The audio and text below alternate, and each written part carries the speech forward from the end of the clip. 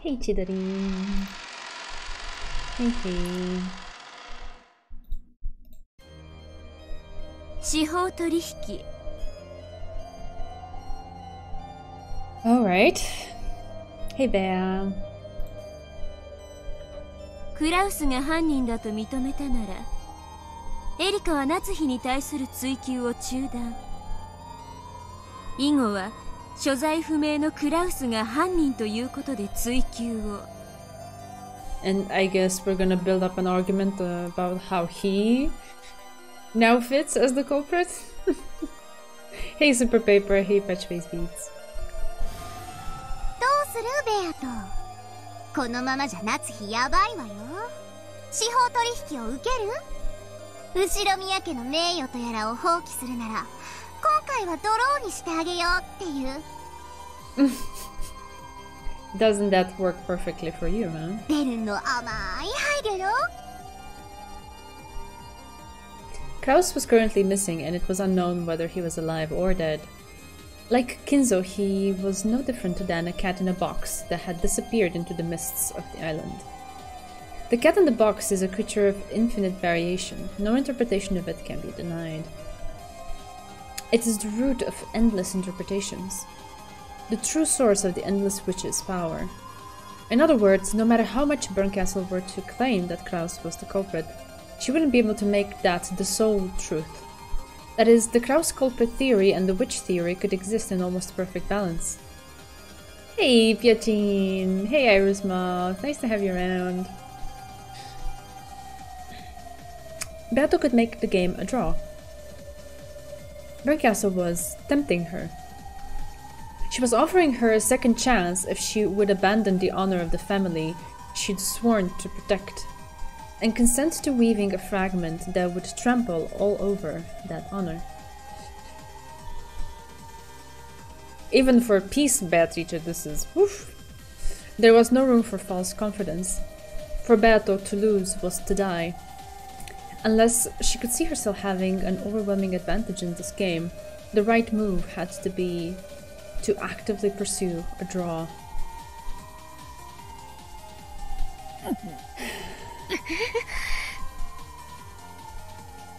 Otto は犯人呼ばわりなどさせません。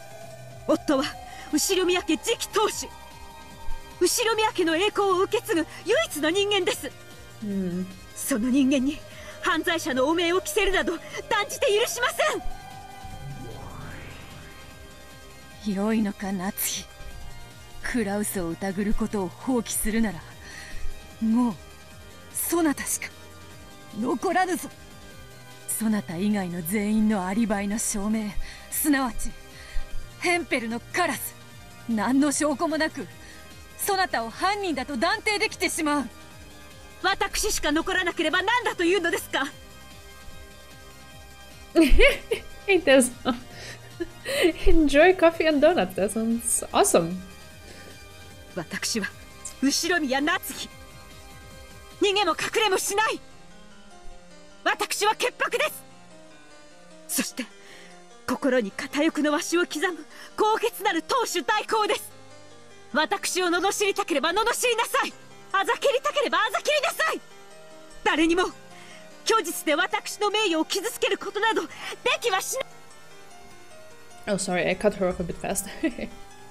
With a dignified voice, Natsuhi stated her case openly before the witches above her.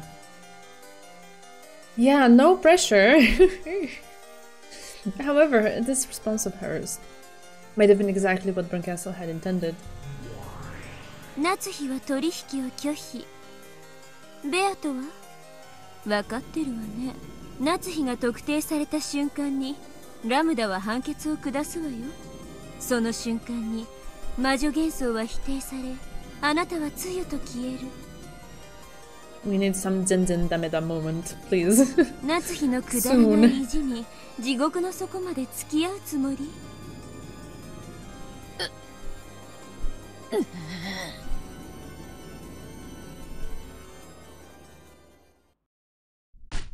リーチェ、あんたはよく戦ったわ。ここが潮時よ。夏日を説得してなんとかギリギリの妥協策を。ラムダデルタ教もベルンカステル教も真の敵はお嬢様ではなく退屈そのものです。このゲームをまだ繰り返し遊びたいはず。お嬢様が譲歩するところを見せれば喜んでそれを受け入れ、次のゲームに仕切り直すはずです。次のゲームに仕切り直され、このゲームの夏日を。 Oh wait, is this a new thing? Hey Squid! Yeah, no, this is the first time I see it too. I had no idea this existed, Match Face Beats. Interesting.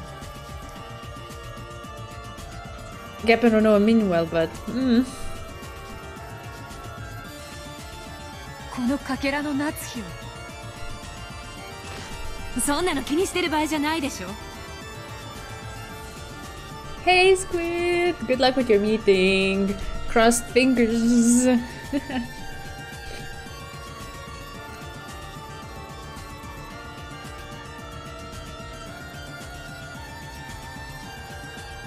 Ah, okay.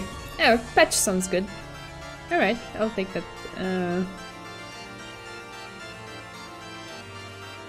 Alright, so you get channel point bonuses for streaks. Interesting. It's the first time I see it. Okay, okay. Have fun with it. 夏日なんて所詮駒よ。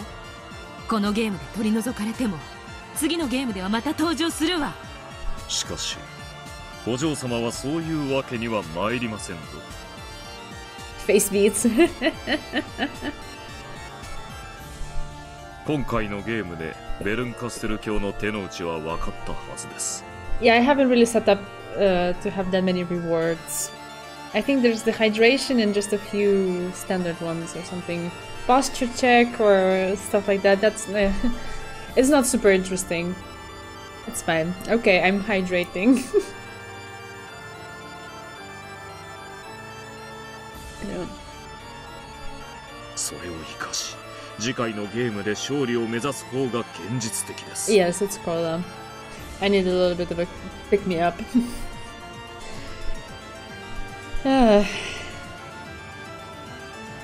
ここはベルンカステル教の取引に乗るのが唯一無二の上策かと。 But I don't know, maybe it's just me. Oh, thank you so much for the sub. Thank you, thank you. Maybe it's just me, but my first feeling when hearing this offer of a deal is that if you can make that deal stand, and if you can weave around your own red truths to paint Klaus as a possible culprit, does not imply in itself that the argument against Natsuhi is not super sound? That there's way to go around it? Because they're proposing that they can go around it? It's okay in this. You can have fun. How many channel points for solving Umineko? Oh lord. I cannot assess that, so how can I give you channel points on that? I'm barely hanging in there for my own self. Anyway, that's one of the first thoughts I'm having. It's such a weird situation. くだらないプライドは捨てなさい。カスパロフもディープブルーも無敗じゃないわ。最後に勝率で勝者を決めるんでしょ。一つの勝負、一つの人生、一つの駒に魔女が執着したら。I wonder if the word peace is used as often as the word furniture in this novel, because I'm starting to kind of feel it. 死ぬわよ。 Koma and kagu everywhere. Everywhere.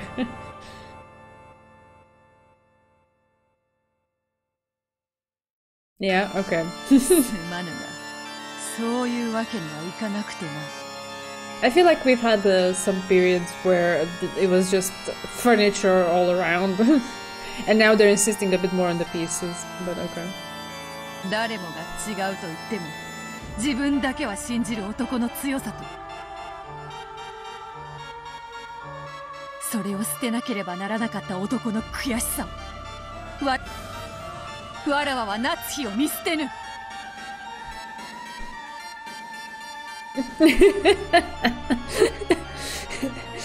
Episode 2 has furniture, never dialogue. I guess so. There's a lot of it there, that's true. なぜか誰もがナツヒを疑うのなら誰かがナツヒを信じねばならぬからだ。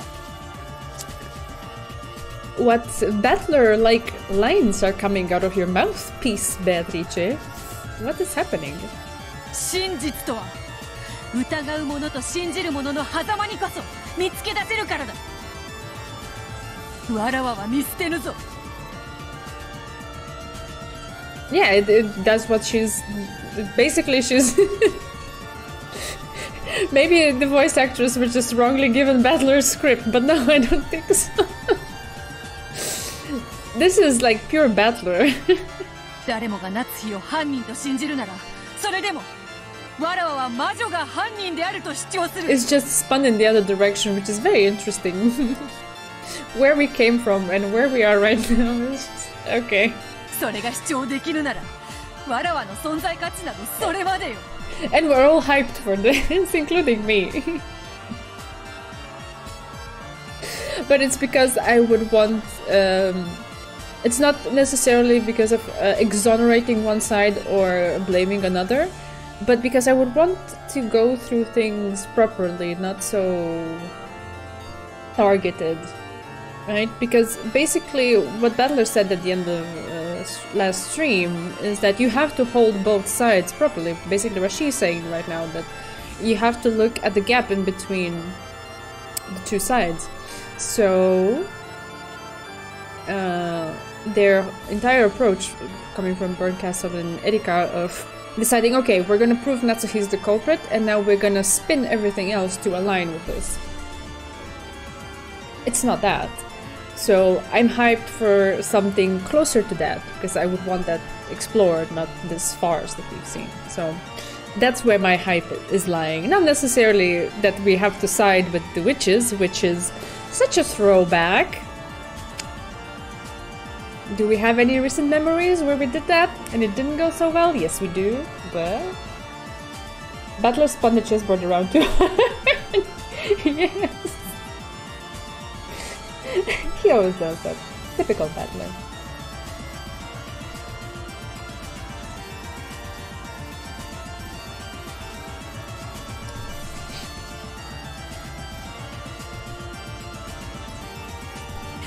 負けられねえんだよ。真実ってのはさ、誰かが否定するもんじゃねえ。自分が疑って捨てた時に消え去るんだよ。それがベアトの返事？ああ、当然拒否よ。後ろ宮クラウスは犯人にあらず。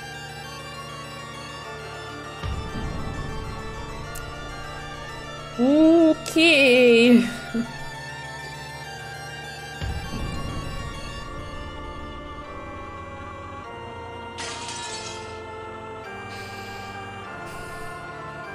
One last thing in the list.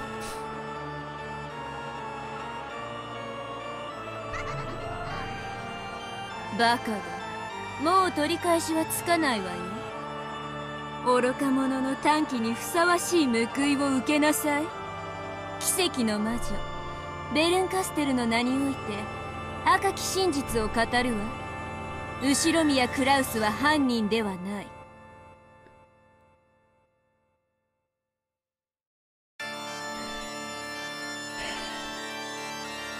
I don't know if anyone gets this feeling that I'm getting right now.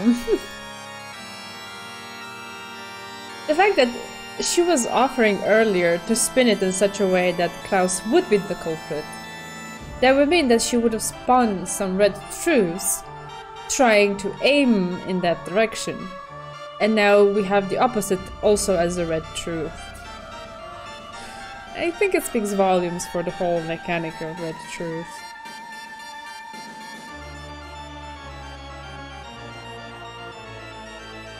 Yeah. Oof. あんたに電話で声を聞かせた直後にね。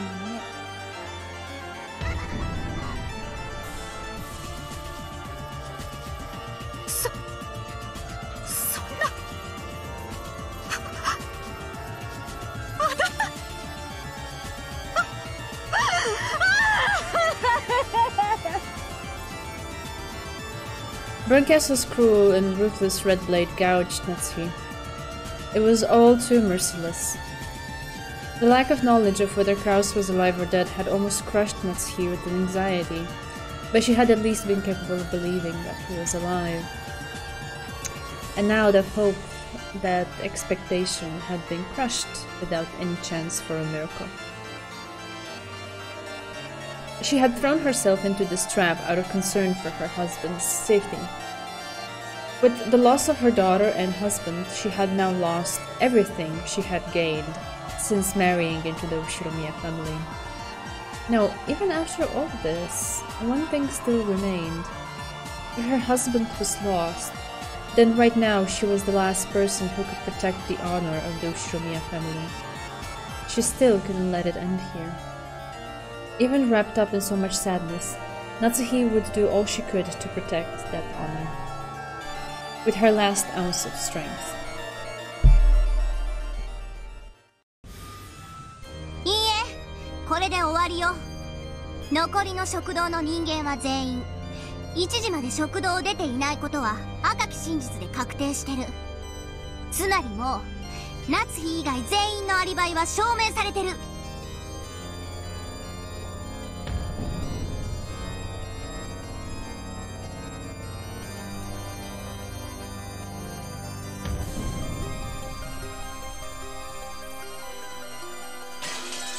Hey, Zeko.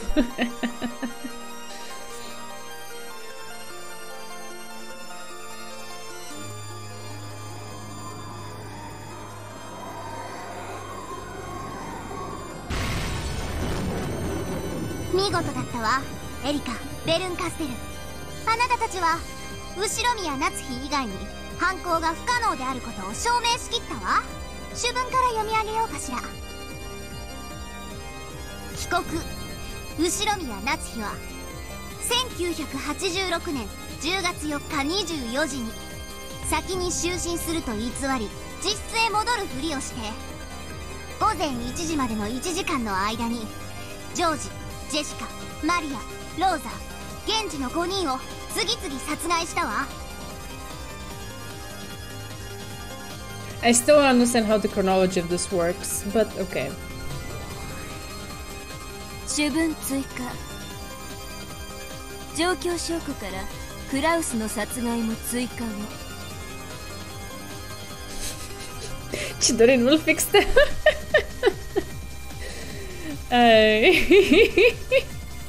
Okay. そうね。クラウスを殺せるのだってこの状況じゃ夏日以外に考えられないわ。主文を訂正するわ。午前1時までの1時間の間にクラウス、ジョージ、ジェシカ、マリア、ローザ、現地の6人を次々殺害したわ。殺害可能時間はいずれも24時からの1時間の間だけ。その1時間の間にアリバイを持たない犯行の可能な人物は後宮夏日だけだった。以後ゲームは被告を真犯人として扱い進行。また事件が人間の犯行で完全に証明されたため無限の魔女ベアトリーチェ当幻想法廷はあんたの存在をここに否定することを宣言するわ。神戸の機会があるけど夏日のアリバイを証明できる？もしくは夏日以外が犯人の可能性を示せる？それさえできれば夏日は黒ギリギリのグレー止まり。あんたの存在否定は今回は保留されるけど。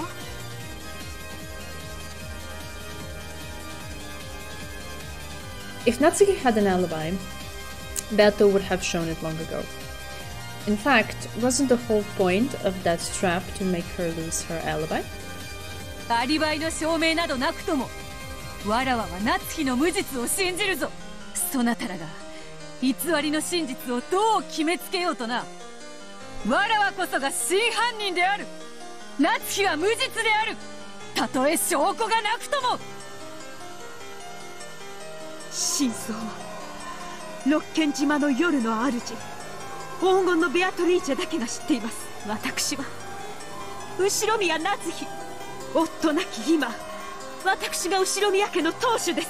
我が心、いかなる恥ずかしめにも口切ることがありません。それはなぜかお父様が私に心に片翼のわしの紋章を刻むことをお許しくださったからです。私の心臓に刻まれた紋章と名誉をあなたの証拠とアリバイとやらはどう否定できますか？できません。私の心に刻まれた後宮家の紋章は不滅なのです。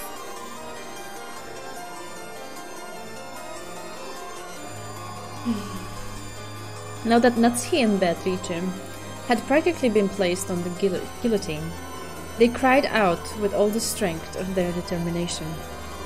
However, that did nothing except bring a cold smile to the Game Master Lambda Delta's face. Erika had constructed a truth that Lambda Delta could accept, and no one could construct a more convincing truth to deny Erika's.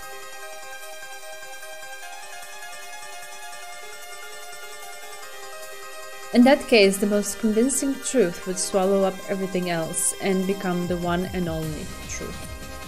Even if it happened to be different from the real truth, the truth of those in the past is swallowed up by the truth of those in the future. Interesting. Yeah, that's true. Even if that truth is fiction. As long as everyone acknowledges it to be true. よく吠えること。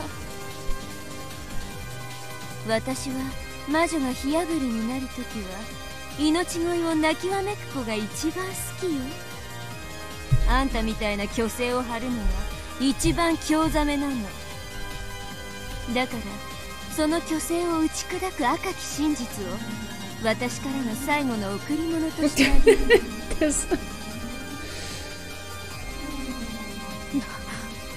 何ですか？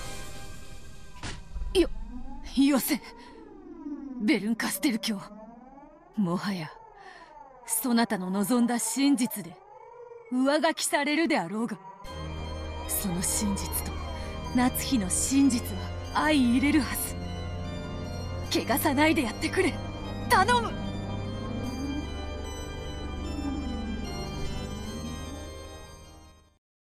夏日。Oh God. What? 金蔵があんたの心に片翼のわしを刻むことをいつ許したっての？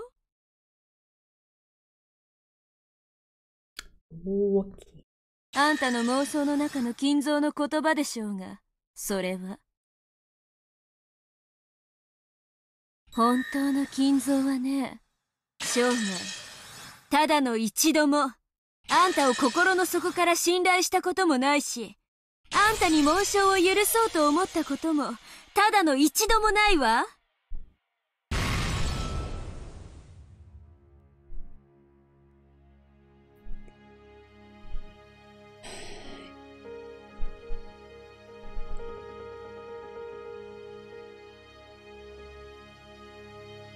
When that heartless announcement was made, Kinzo stood up. 夏希、耳を貸すでない。そなたの心に刻まれた紋章は誰にも汚されぬ。そなただけのものだ。後宮家の最後の当主としての誇りを永劫に忘れるな。夏希！やかましいわ。消えなさいよ。夏日のゲロカス妄想。Oh wow. That is really unnecessary. As is this red truth. It's such a low blow. 消せぬぞ、我が魂は。夏日が心に紋章を刻み続ける限りな。この嘘つき幻想が本当の金蔵はそんなことを言わないわ。消えなさい。夏日によって美化された、夏日にとって都合のいい夏日の中の妄想の金蔵。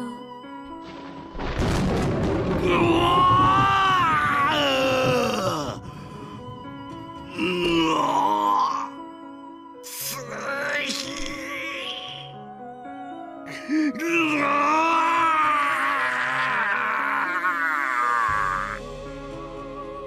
Bright red flashes of lightning smashed Kinzo over and over again as he screamed.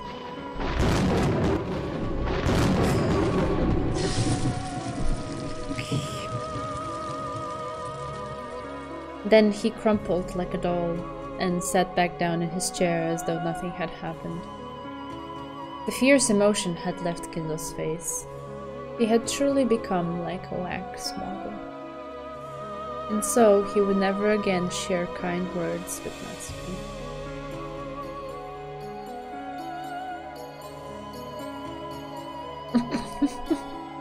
I guess. Well, I guess the staters. Yes, the true Kinzo never once trusted Natsuki during his entire life. The true Kinzo never once thought about allowing Natsuki to bear the one-winged eagle. Although it doesn't deserve repeating, Kinzo had already passed away before the game began. The Kinzo appearing in this game was nothing more than Natsuki's delusion. Everything about this Kinzo, who believed in Natsuki and entrusted her with protecting the family honor, was an illusion created by Natsuki.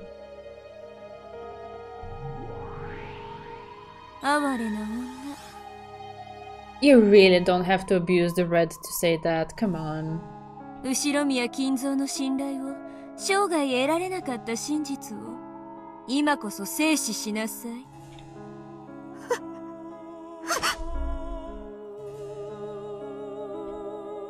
夏日、泣くな。そなたは金蔵に後宮家を託されたのであろう。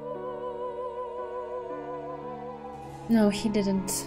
Not only did he not entrust her with that, he never said hello or met her gaze even once.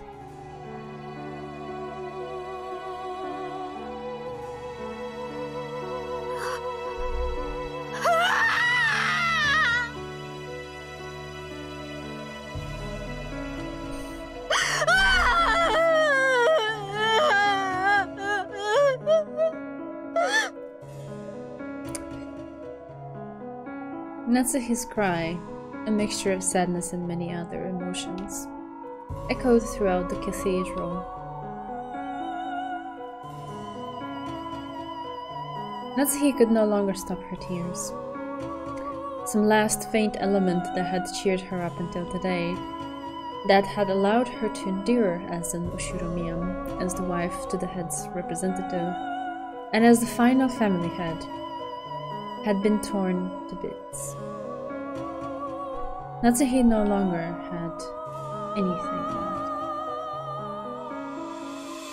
Natsuki could no longer allow herself to even call herself an Ushiromiya.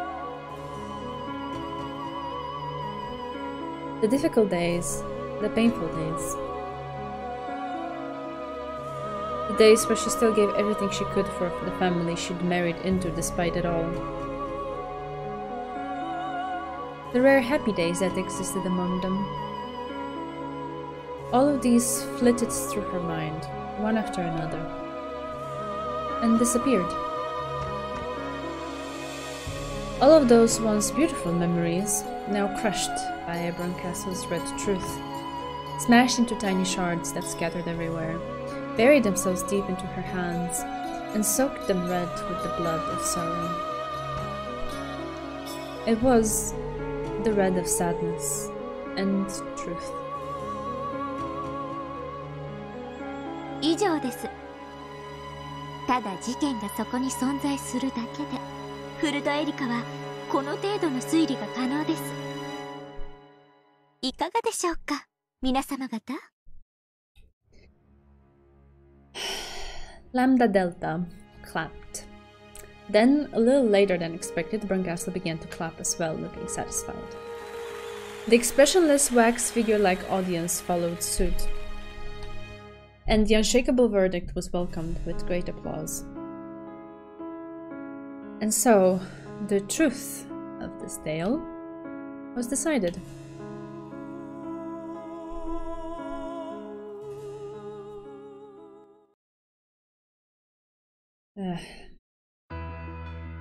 I could do without it.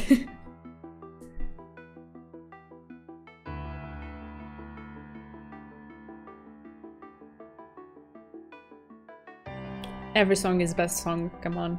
You gotta admit.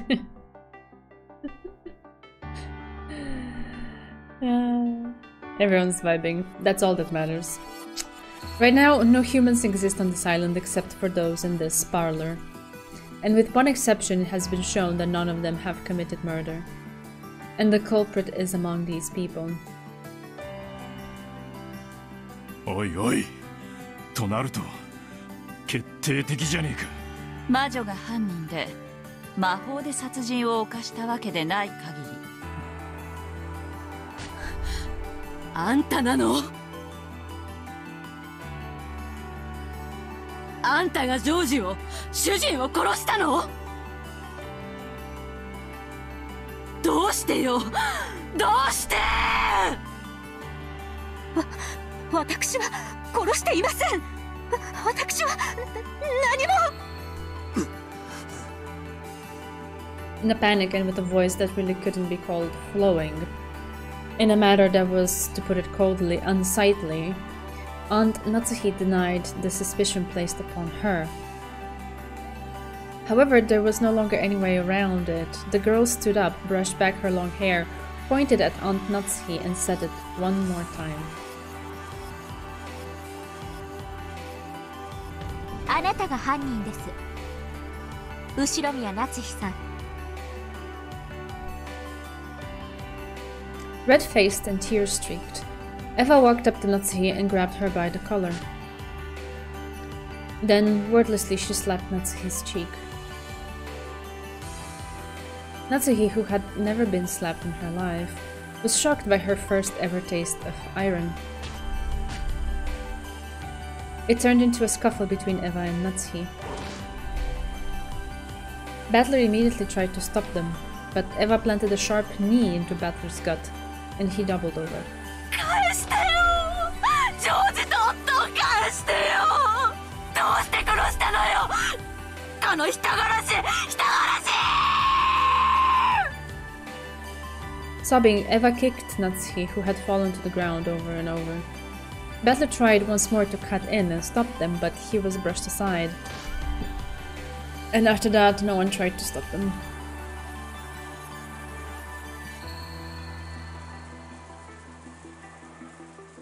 Yeah, I know. They leave quite an impression, don't they, Patch? Catfight, ugh. Repeating her son and husband's names over and over, Eva kicked Natsuhi and kicked her. Then she started grabbing whatever her eyes fell upon and throwing it. I guess typical Eva. It's not like Natsuhi also didn't lose a husband and a child, but okay. Natsuhi was hit with the steaming teacup. Oh my god. Then a can of black tea, whose tea leaves fell out all over her. Okay, what are the others doing? They're just looking at this? She was kicked, her hair pulled and dragged up, her cheek slapped so many times that it started to swell.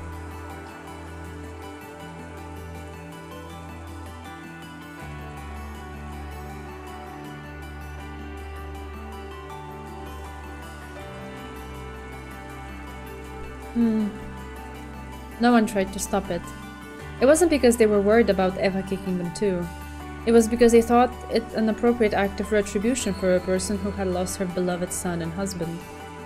Yeah, this statement, I don't agree with it. I understand, I guess, overwhelming thoughts and emotions in the moment, but I'm not in the moment, I'm on the outside, I get to look at it and I get to say, I disagree with this. A proper retribution. A proper truth. Everyone in the parlor accepted that Natsuhi was the culprit. They accepted the truth that Erika claimed.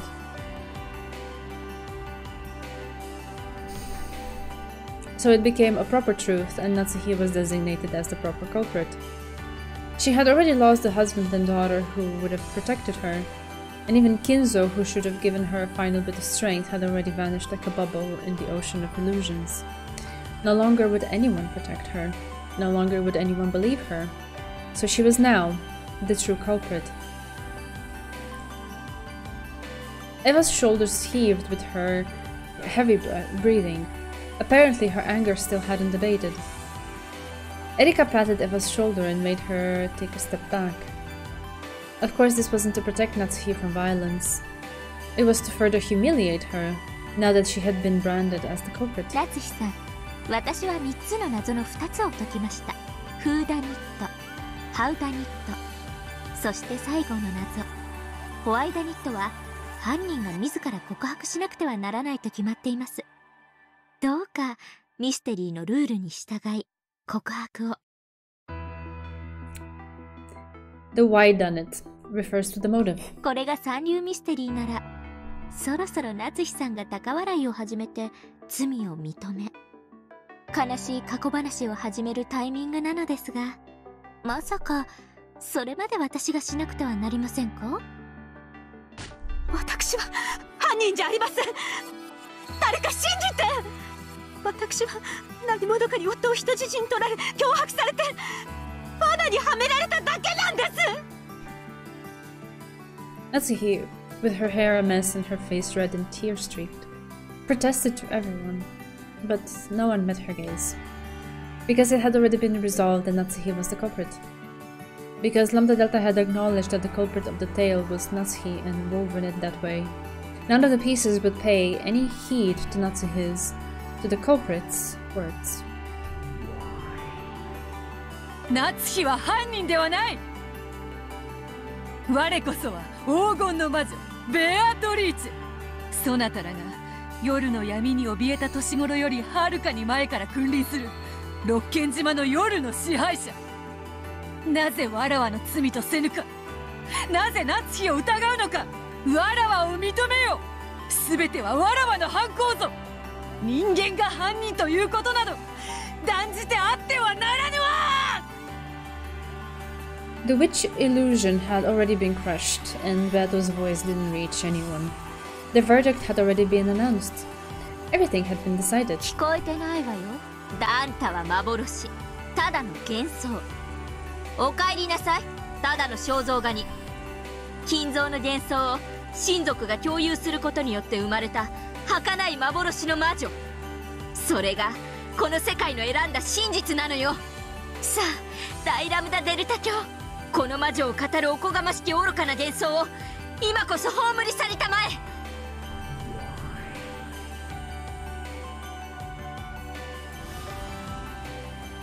さようならベアトリーチェ。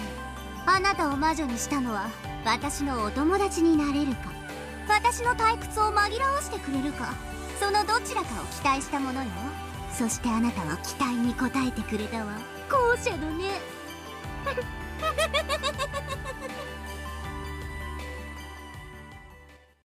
わらわは魔女であるわ。ラムダデルタ教に認められずとも魔女であるわ。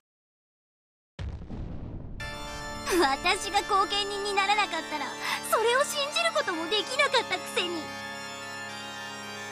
さあ、あなたはこれでゲームオーバーよ。あなたを葬る方法はあなたのゲーム版のルールに従ってあげる。あなたのゲームでは敗者はどうなるんだっけ。すでにベアトが過去のゲームで一度はっきりとそれを見せてくれてるわ。生きた肉の塊にしてヤギの晩餐会に放り込んで食い散らかされるのよ。ふさわしい最後だわ、ベアトリーチェ。高慢ちきなあんたの断末魔が聞きたくてはるばるこんなところまでやってきたのだから。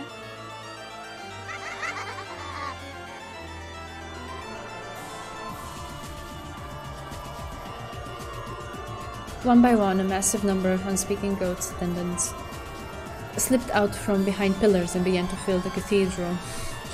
Yeah. The goats paid no attention to Natsuhi, who was seated in the center, but the crowd completely enveloped her. From Bato's point of view, up on the balcony, it must have looked like a huge boiling pot of goats. That's a lot of goats. そうであるな。もとよりそういう契約であったな。Thank you, そう Byochin. よ。 I have some water too.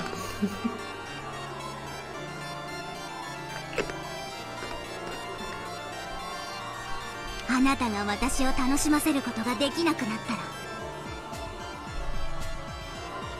その身をもって私の退屈を慰めるのが私たちの契約。 I wonder what Lambda Delta is trying to spin here, because she wants a draw, doesn't she? So neither side can have a decisive victory. さあ、その女から魔女の座を奪い、ヤギの構え放り込みなさい。 Suddenly there were goats standing right behind Bato. They lifted her up roughly. 良い悲鳴を聞かせてね。あんたはこの日のために寝かせてきたワインよ。ならばそれを聞かせぬのがわらわの最後の一子であるわ。やった、言わせたそれを捨て台詞にしてくれる子が聞かせてくれる悲鳴が最上級なのよ。もちろんベアトリーチェ。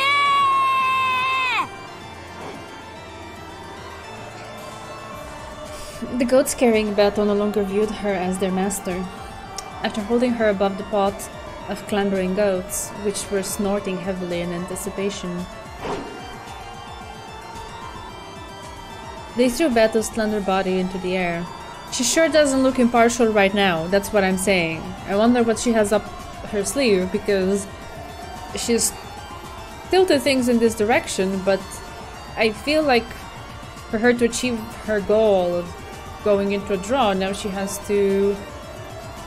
not now, but eventually she has to go in the other direction. But she seems quite set in this direction right now, so I'm just wondering. Yeah.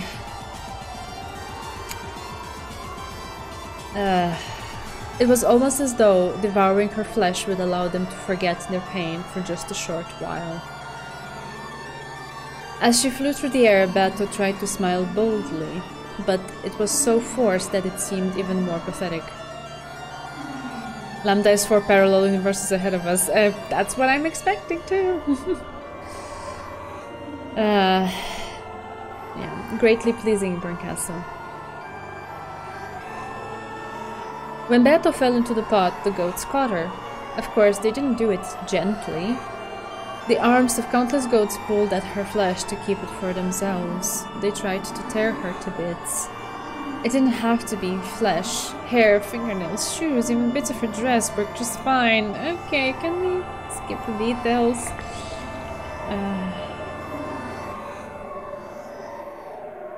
The mouths of those goats were the gateway into hell. However, Bato was too big to pass through that gateway. So they had to chew and tear her into bits, small enough to fit into it. What am I reading? What am I reading? Bato let out a bold laugh. She laughed from inside the pot of goats. However, her expression was very different from the one she had intended. It was an expression not of a witch, but of a single human screaming out for the final time.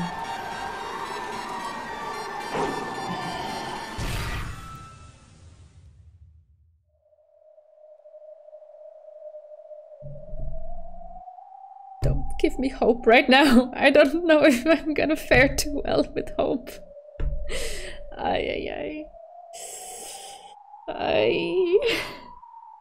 Then the sea of goats parted.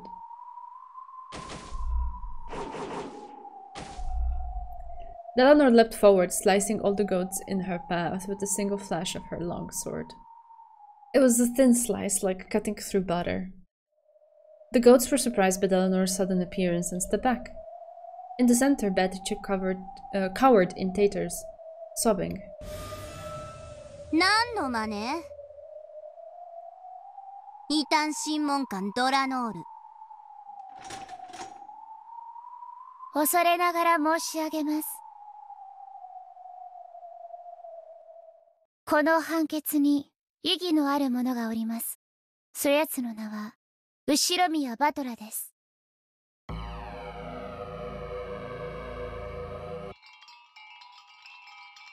Resurrected replayer. Okay.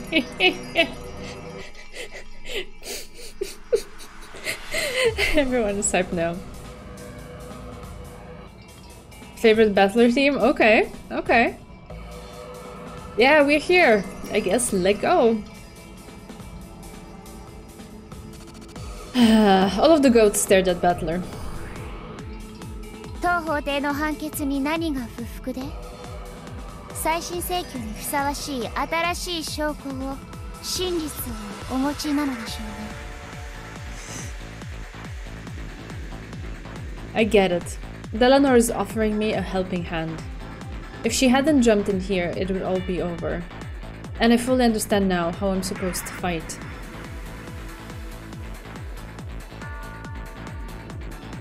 It's kind of like a really good combo though. I like it. I'm liking Delanor a lot. But it's that very understanding that makes me unable to fight. Because I know I can't win by simply countering Erika's truth. If I want to deny her truth, I'll need to present a different one. And I still don't have a clue what the truth is. Yes, Battler, let's join a club and sing Kumbaya. 時に癒せぬものはありません。時を費やせど至れぬ真実もまたありません。Aww. しかし全ての法廷は真実を決定するのに刻限を設けます。そしてその刻限までに至れぬ真実はもはや真実とはなり得ないのです。 I see. Yeah, I know that. By now everyone is certain that Aunt Natsuki is the culprit. It might be too late now, even for the real truth. Aunt Eva's violence will probably go unstopped, and no one is even thinking about protecting Aunt Natsuki. It's no longer a situation where we can say, oh, the truth will eventually be found. And in this world, even the time allotted to us to expose the truth is very short. It's already midnight at the end of the game. And the police won't come. Oh, sorry, the police won't come. The truth won't be revealed. Only the truth decided upon here and now will remain.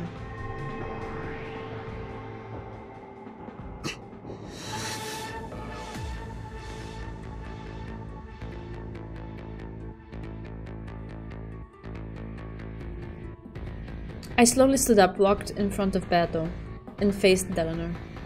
I have no plan. I don't know the truth. However, if I don't jump in now, I won't get another chance to fight. The red used by Erika's group is mercilessly strict. I seriously doubt that I can put together truth where Aunt Natsuki isn't the culprit without violating that red. 何を頼りない顔をしているのです。情けない男です。ちくしょう。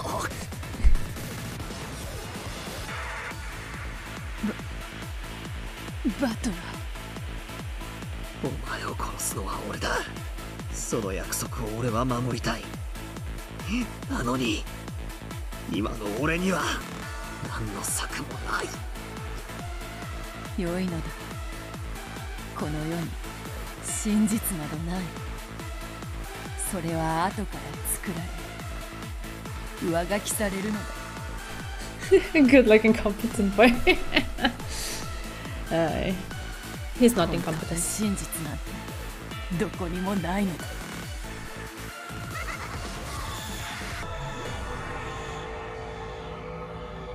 ドラノール、素敵なシナリオだわ。やはりお姫様の処刑にはナイトが現れないと面白くない。そしてその眼前で弾頭を見せてやるのに勝るものなし。Yes, yeah, exactly that. 古き駒と用済みのプレイヤーたちをまとめて葬り去りなさ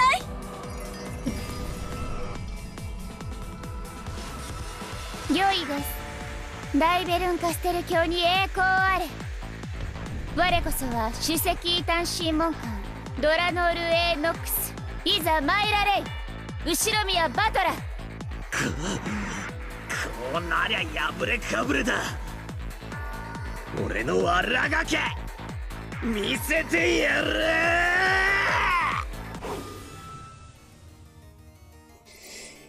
The only reason Erika's theory is so strong is because of those seals. She was given red so quickly just because Lambda Delta easily bought the alibis created by those seals. But the seals aren't red truth. Just sticking paper in a door crack is far from perfect. There's no way something like that can prove anything with certainty. 始めなさいバトラー。愛しのベアトリーチェと一緒にヤギたちに肉片にされて混ぜこぜになってみる？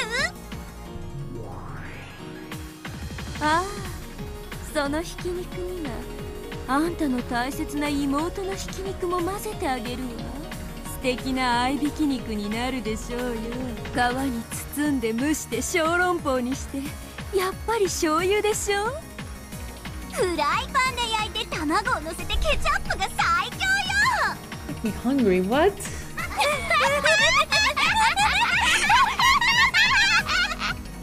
Ay ay ay. It's such a weird failing because they're mentioning a lot of delicious things, but in combination with, oh god. Should I just have to bring up Enja Burgers again? Yep.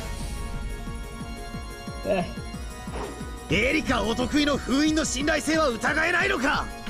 髪を挟むなんていい加減な方法で絶対のアリバイにはなり得ないはず。偶然気づいた人間が元の位置に挟み直すことだってあったかもしれない。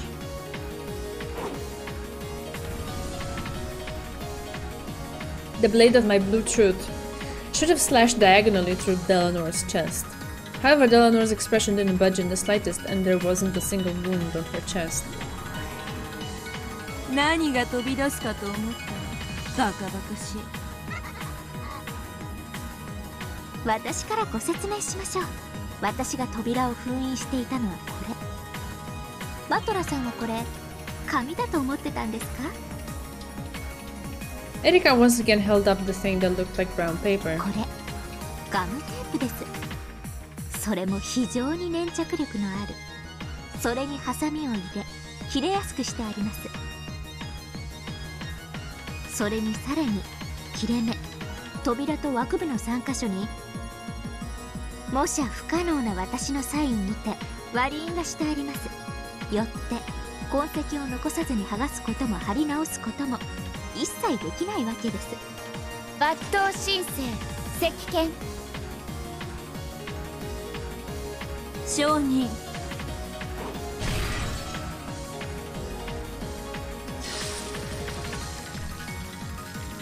以上により封印の完全性は保証されました。ミスエリカの封印は何者にも破れずごまかすことはできないのです。エリカの封印は認めよう。だがエヴァおばさんがした源氏さんの部屋の封印は違うはずだ。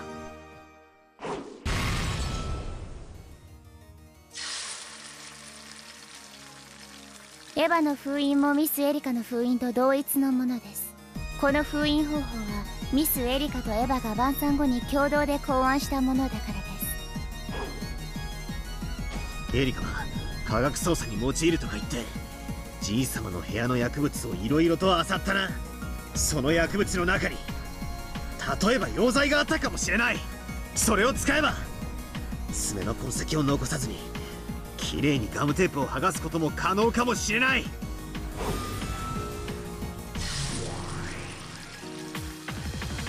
金慶、謹んで申し上げる。全ての封印はいかなる方法でも痕跡を残さずに剥がすことは不可能なり。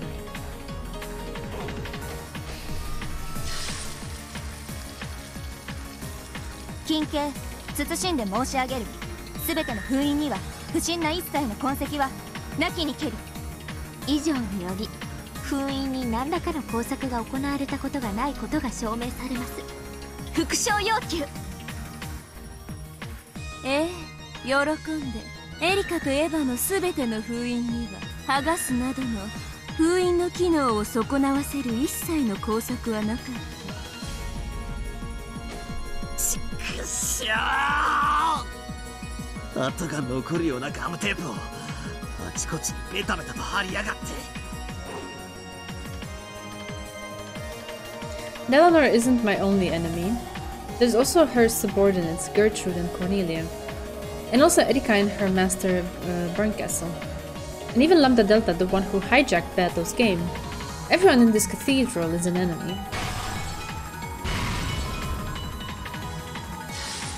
Hey.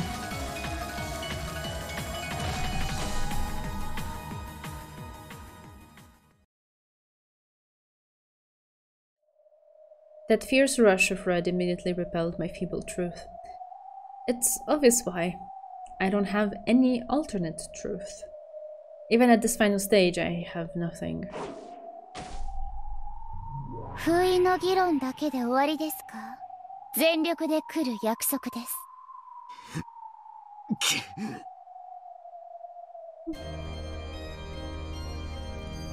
If I only knew a truth that could prove Aunt Natsuhi's innocence. If I could only make a theory that weaves its way through Erika's red. Damn it, I don't know anything. 勝ち目はあるのか。家に忘れてきた。I left it at home. 取りに戻っていいか。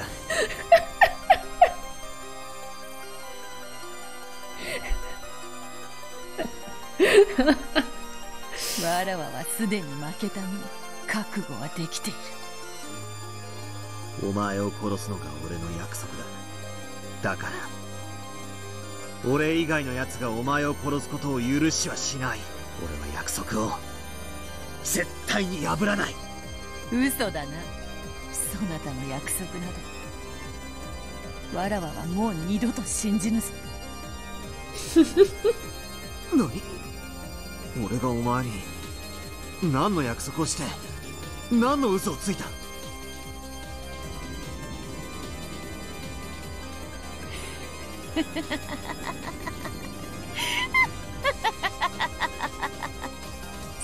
そなたの言葉でわらわは地獄を受け入れられるというもの。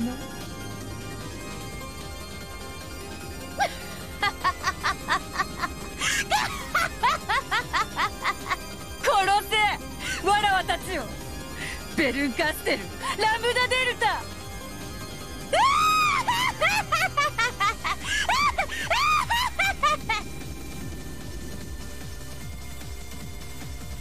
Beto let out a shrill cry, overcome with laughter. It was a broken laugh, and tears streamed down her cheeks. Battler's words would no longer reach her ears. She kept on laughing insanely like a broken record. それで終わりですか？情けない。やはり失望です。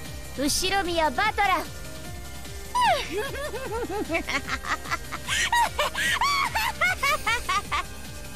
殺してくれドラノール。わらわをバッサリとその赤きたちで真っ二つに。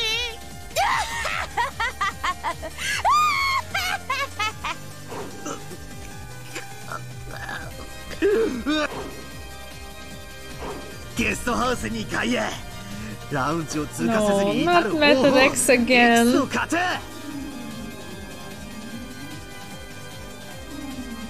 Okay.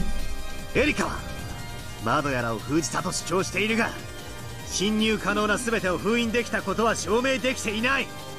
エリカに発見できなかった侵入口 X を封印できなかった可能性がある。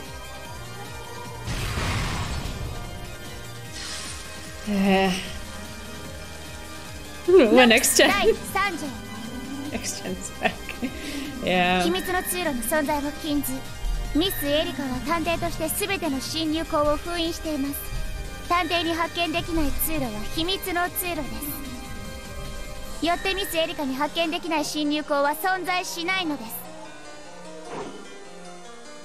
ラウンジのエリカの見張りが完璧でなかった可能性の提示。エリカは2時間を過ごす間、片時も目をそらすことなく監視し続けたのか、わずかの隙を突きラウンジを少なくともエリカの目にだけ触れずに通過することは可能かもしれない。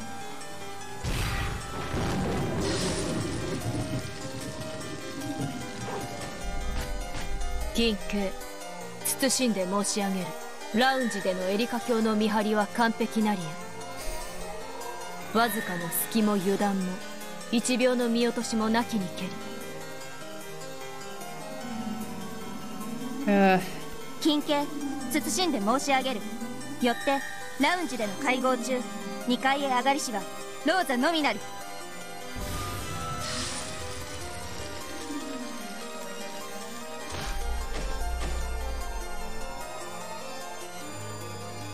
そのローザおばさんは本当にローザおばさん本人だったろうか。何者かがローザおばさんに変装した可能性、もしくは彼女が実は大きな旅行カバンなどを持っていて、その中に誰かが隠れていた可能性もある。Battler.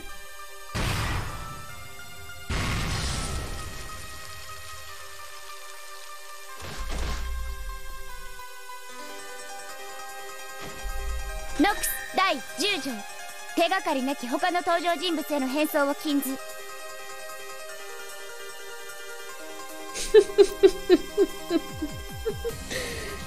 何者かがローザに変装することを示唆する伏線は存在しません。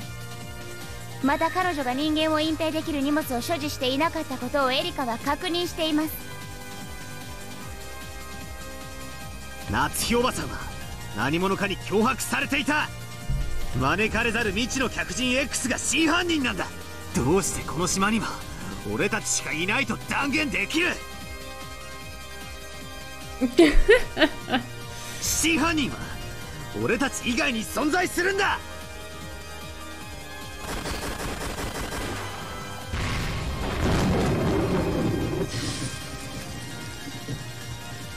ノックス第1条、犯人は物語当初の登場人物以外を禁ず。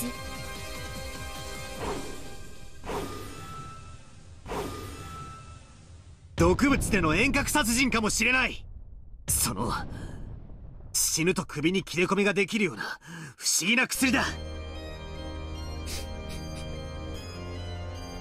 Oh, Battler. Oh. それは遅効性でアリバイがありながらも。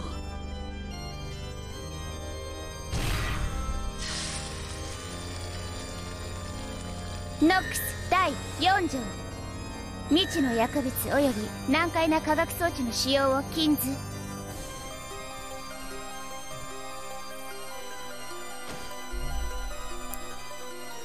いとこ部屋や源氏さんの控室に遠隔殺人の可能な殺人の仕掛け X が存在する可能性もある。 He's doing his best, I get it. それは未だ発見されていない秘密の仕掛けで。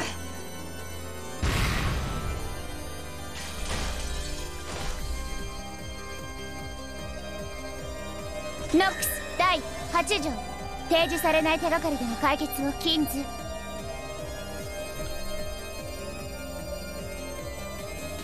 とにかく夏日おばさん以外に真犯人がいるんだ。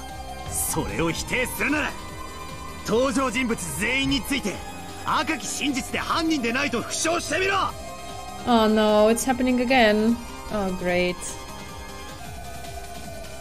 Delanor accidentally sliced Switch servers in half. Yeah, probably. It is forbidden for Twitch to operate smoothly. Yeah, everything is fine. Yeah. I have tried. They have this tool to kind of approximate what's the best server that you could stream to, depending on proximity and load and stuff. And yeah, I checked it a few times and it still happens. So then I stopped checking. I used to have it on recommended server, just pick one automatically. It still happened. I'm now choosing them deliberately. It still happens on all of the servers that are more or less around, that I keep trying. So let's just keep going. We're back. Everything's fine. Small indie company, please understand. Aye. If only it were that. Anyway.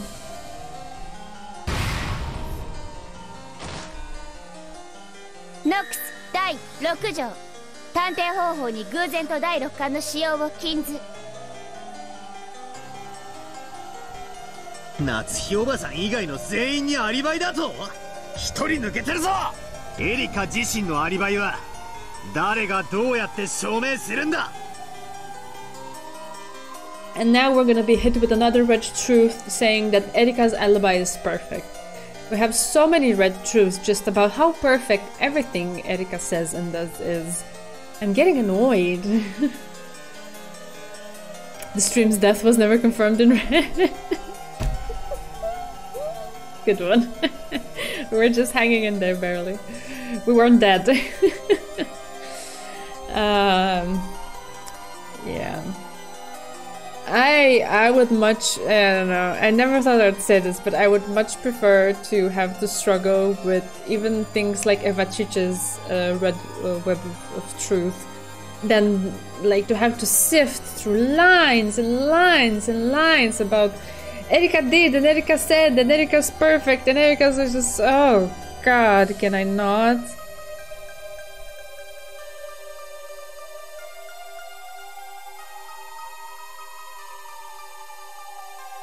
Battle points are so bad that the stream crashed. Aren't we live right now? Please, please don't scare me again. To me it looks green, so...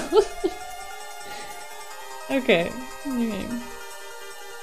Without a working server it cannot be streamed, I mean, I guess. We're fine right now, okay. Everyone's good. Okay, let's keep going.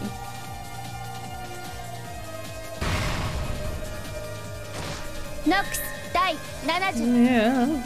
We are okay, but Battler isn't. Okay. Yeah, thanks for confirming. Much more calm now. Yeah. I guess Battler had to start somewhere, and it's in sync with the idea that he's just been catching up so far, and now suddenly he finds himself in this position, and he is a bit pressed into acting, but hasn't yet had the chance to, you know, gather his bearings and probably put something together, right? So he's just flying by the seat of his pants. Oh. Yeah. Indeed. His problems are the Noxes. 探偵が犯人であることを禁ず。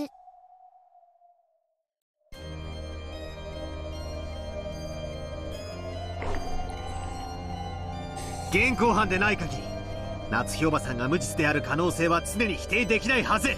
エリカの未発見の証拠 X によって無実が証明できる未来の可能性までを否定できるのか。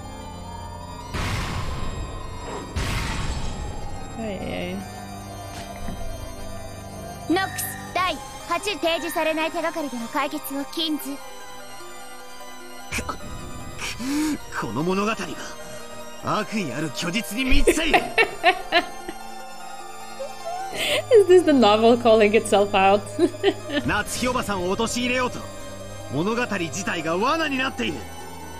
公正な真実だけで物語を再構築するべきだ。ノックス第9条、観測者は自分の判断解釈を主張することが許される。俺が犯人で例えば24時以降にジョージの兄貴たちが死ぬように遅効性の毒を盛り、その後午前3時に戻った俺が音もなく首を切断した可能性。Arthur. Oh. 聞き耳のエリカに聞かれないくらいに静かに。He doesn't know what to do, so he's at least trying to blame himself or to create the possibility that he could have done it. ノックス第8条。Aww. I see you. I feel you. 提示されない手がかりでの解決を禁ず。みんなは自殺なんだ。だから犯人は存在しない。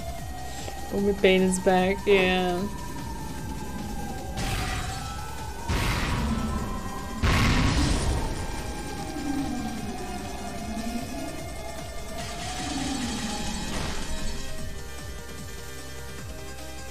King 謹んで申し上げる。犠牲者は全員他殺なりや。死体をエリカ自身が検視したわけじゃあるまい。探偵以外の人間は検視を誤る可能性があるはず。金慶謹んで申し上げる。全ての死体は決して検視を誤れぬものと知りたてまつれ。Wait, What is the statement? No examination of any corpse is ever mistaken.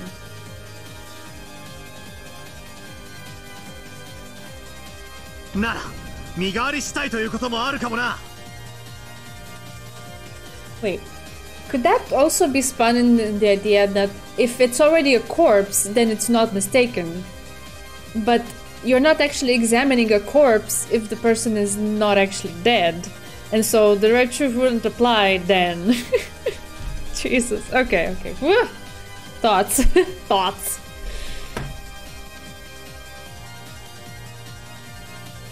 Because you're a priori determining that you're examining a corpse. So if it's already a corpse and you're examining it, then you're not mistaken.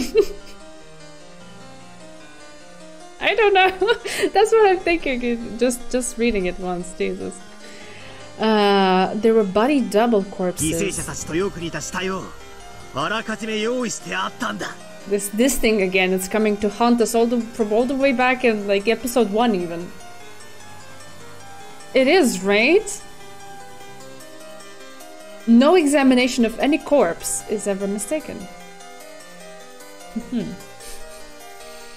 登場人物以外の死体は登場しないと知りたまえ。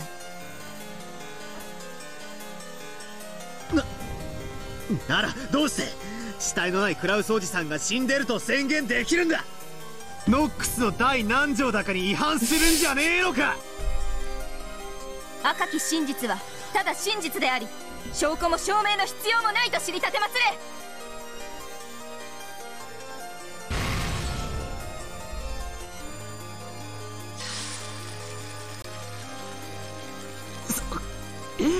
そんな実感し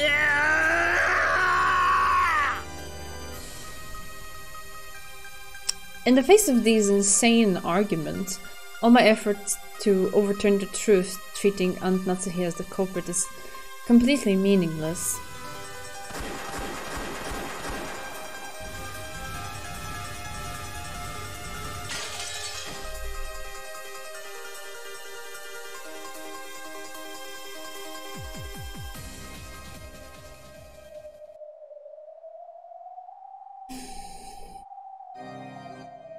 Each time I brandish my desperate blue truths, Delano and the others' red truths knock me down to the floor.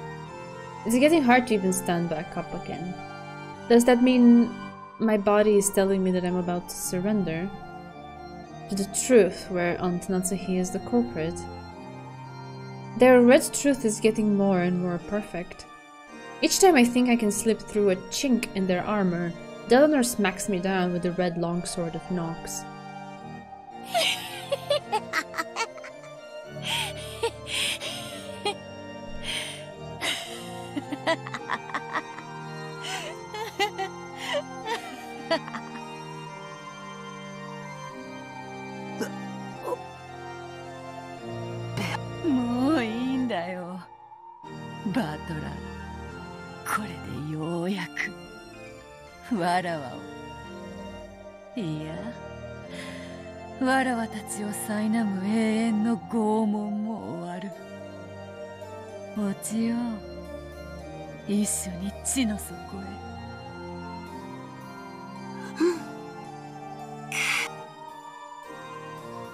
I don't want to see battle like this. Her Majesty as the ruler of the Golden Land, and her enthusiasm as my adversary are completely gone.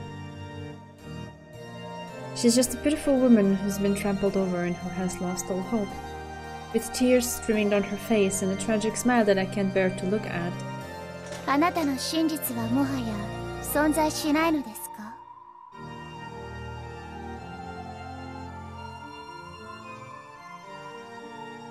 No. I have one last thing. Oh, Battler. それは夏日が犯人でない異なる真実なのですね。No. All I can do is prove that Aunt Natsuhi isn't the culprit. I can't show what the real truth beyond that is at all.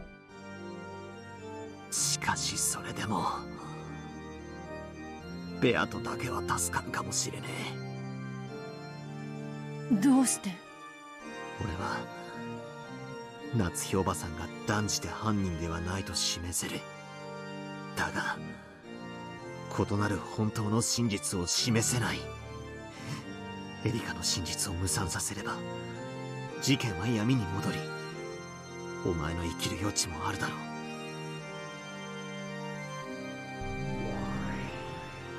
それができたならね。でももし新しき真実が示せないなら、あんたはもうプレイヤーとして無能の用なしよ。このゲーム版から永遠に消えてもらうわ。 At this point, the game master is Lambda Delta, and she's there too. This probably doesn't mean defeat in a single game, but being banished from this game for all eternity as the loser. From what the witches have said in the past, I can faintly imagine the place at the place pieces are sent when they're banished. It's known as the depths of oblivion, an eternal darkness that lies on the far side of an eternal oblivion, and where there is no concept of life or death. I'm going to disappear, but still, Beato will remain. So, as long as Beato remains, no matter how suspicious Aunt Natsuhi is, there will always remain space for the witch to be the culprit. In other words, room for Aunt Natsuhi to not be the culprit. But you're creating that space by proving that she's not the culprit. So how can it also lead to her... I'm so confused. Anyway, I wish you would cut to the chase. As long as that wiggle room is there, someone will eventually expose the truth. It doesn't have to be me. Eventually someone at least will smash this fake truth to pieces. I don't know, Pyochin. I don't usually rush things. I'd rather not. We have like an hour and 10 minutes to go, more or less. That was my goal. We'll see how much we fit in. I understood that this was the time to abandon myself for the sake of this other person who would eventually appear. For the sake of the real truth. どうやらお前を殺すって約束を俺はやっぱり破っちまうみてえだな。Apparently that's a pattern already, Butler. 嫌だ。わらわだけ生き残らせるな。そなたと共にわらわも消える。それがわらわへの最後の手向けとなるのだ。頼む。その願いだけ叶えてくれれば他には何もいらないから。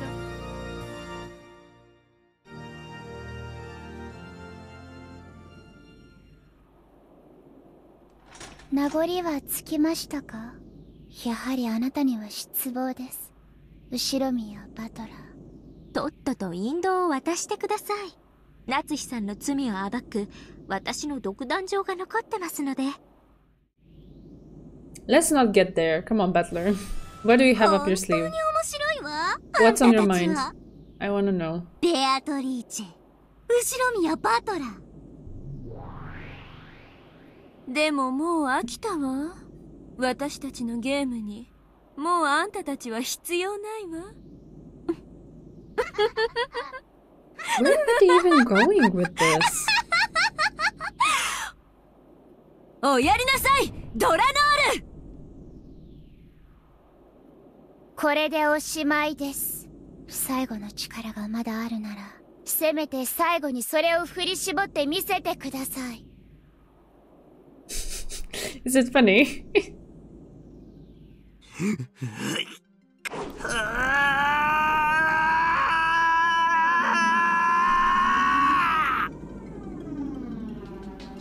It's a small but brilliant red truth. My last trump card, courtesy of Virgilia. Erika, this takes your theory back to square one. Come on. できるものならどうぞ。くらいやがれ。後宮夏日は犯人にあらず。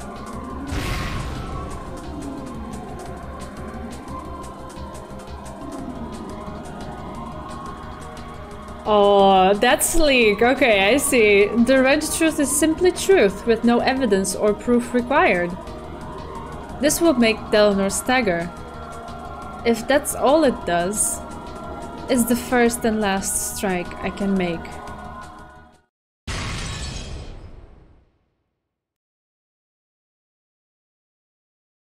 Nox 第20探偵方法に超自然能力の使用を禁ず。Huh? My red truth was blown away by Delanor's red long sword? Oh, great, fantastic. Now it's no longer blue against red or red against blue, it's just red against red. Great. There's no magic in my Umineko.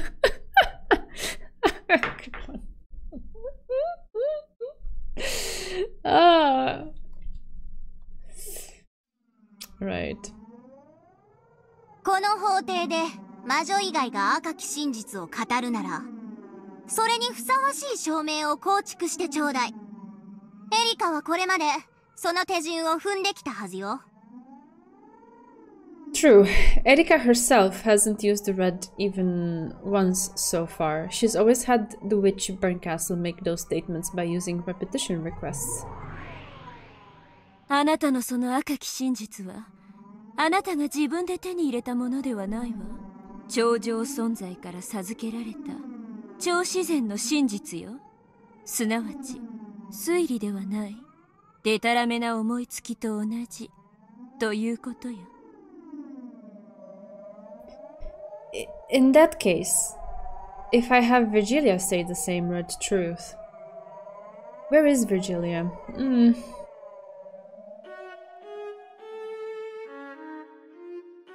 あなたがその赤き真実を掲げるには、それにふさわしい構築が必要です。それが示せるのですか？ No, it's impossible.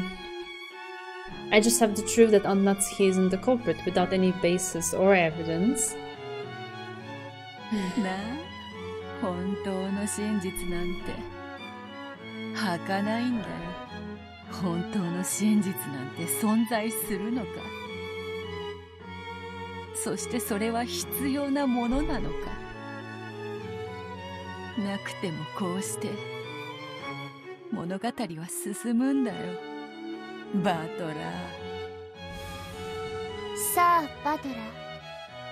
あなたの示した赤を証明するのです。それができないならお別れです。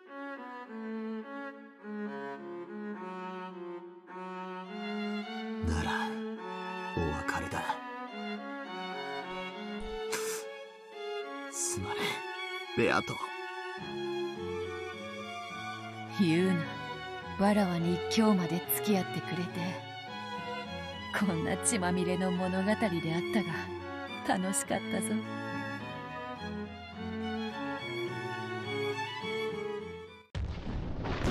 それではこれにて当法廷は閉廷です。Okay, Delano.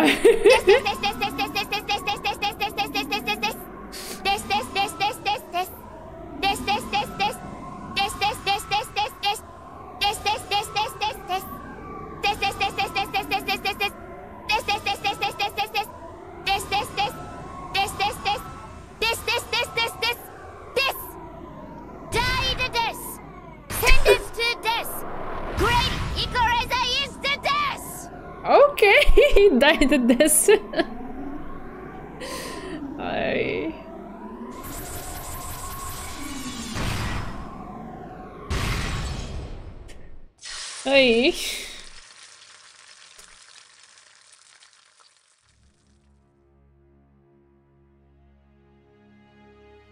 The red was power crept and this passion new meta is Nox's Decalogue. It seems so. Then the trial for the 5th game was over. The detective Furudo Erika accused the culprit Ushiromiya Natsuhi. There are 3 riddles that the detective must explain. The first is the whodunit. Who is the culprit? As previously stated, it is Ushiromiya Natsuhi. The second is the howdunit. How did they carry out the crime? During the hour between midnight on October 4th, 1986 and 1 AM the next day,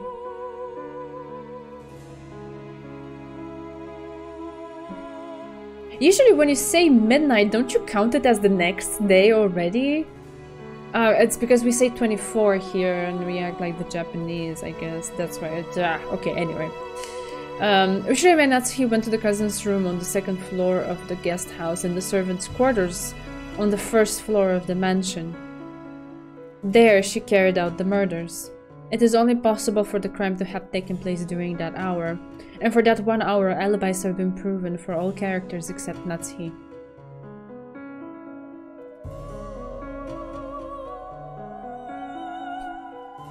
Aww. Oh, the image. Battler. Find yourself someone who would love you as much as Delano loves her job. I don't know. That looks a bit overwhelming when she goes into the die to death.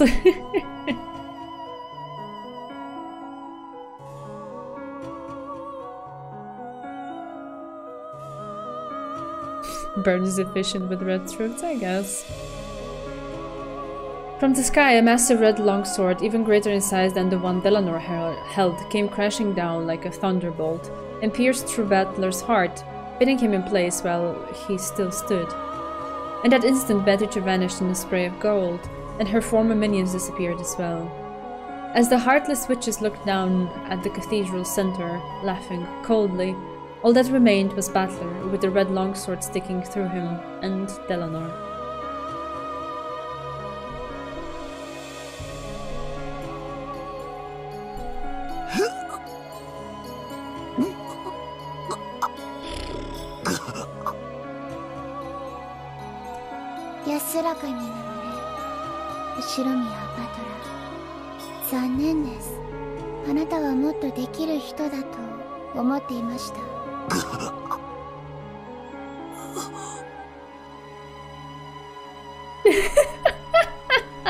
How dusty it is.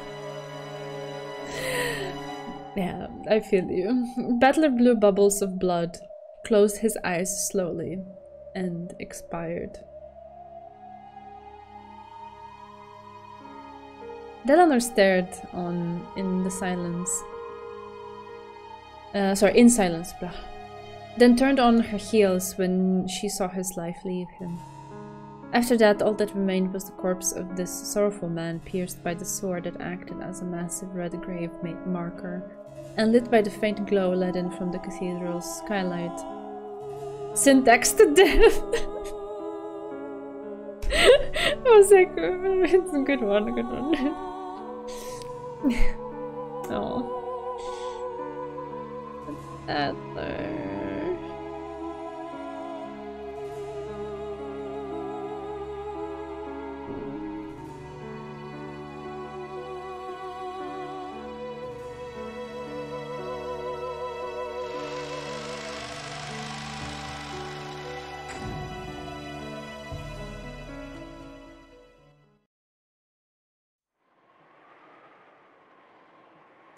And then, there is the third riddle that the detective must uncover. The final riddle. The whodunit. Why did they commit the crime? The motive. In third-rate mysteries, there's no need to uncover this. After all, even if you don't expose the motive, the culprit will just confess it when it's all said and done. However, Furudo Erika was first-rate. So she would expose even this. Yeah, we know that.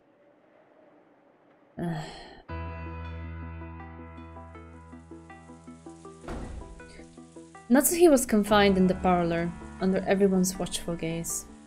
Then, with everyone's assent, Erika diligently and persistently searched all places, even Natsuhi's room, for clues about her motive. さて、お集まりの皆さん、このような恐ろしい殺人に 何が後宮夏日さんを駆り立てたのか。探偵フルドエリカの調査によりその輪郭が浮かび上がってまいりました。それをここにご報告させていただきたいと思います。 Everyone remained silent, urging her to continue. Erika tossed some of Natsuhi's possessions that had been confiscated onto the table. まずこれらは夏日さんの部屋から発見された過去の日記帳です。近年ではほとんど書かれていませんが、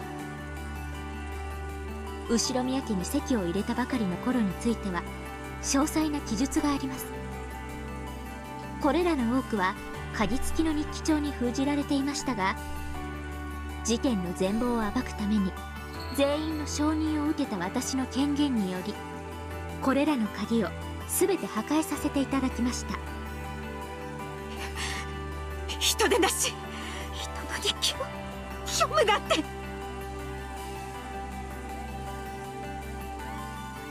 ならあんたは何よ、殺人鬼。お前ごときにプライバシーなんてあるわけないでしょ。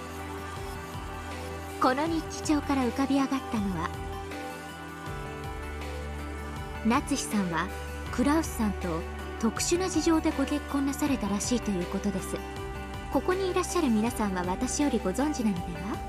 夏日さん、クラウスさんご夫婦は恋愛結婚でもお見合い結婚でもありません。いわば人質のような結婚でした。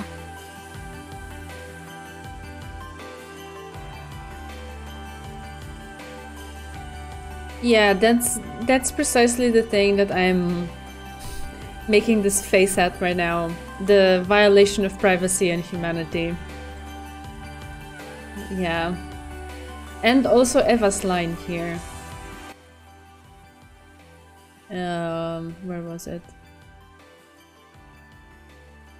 A criminal like you has no right to privacy. It is so easy to strip people of things like these. All you have to do is just label them as having wronged you. Then the doors to everything open, if you follow that train of thought. Should they though? I don't know. But we do this a lot, as humans generally.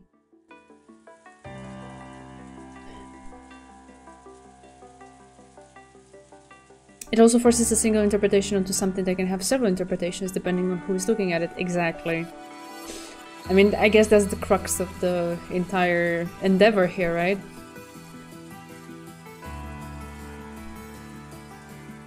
Privacy and humanity, two words and not in Erika's vernacular.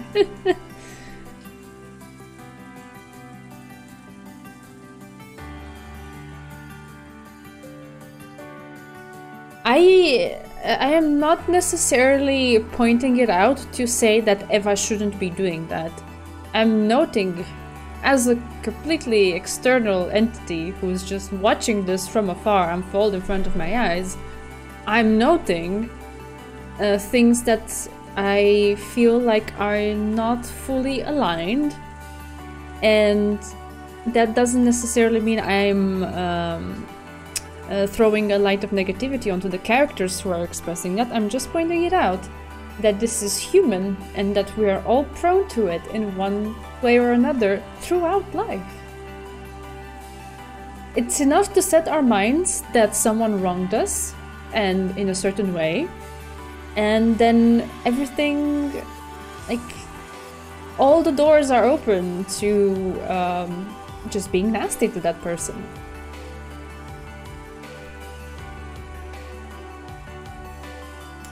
I've been watching the news lately. Actually, I have not. I'm kind of not.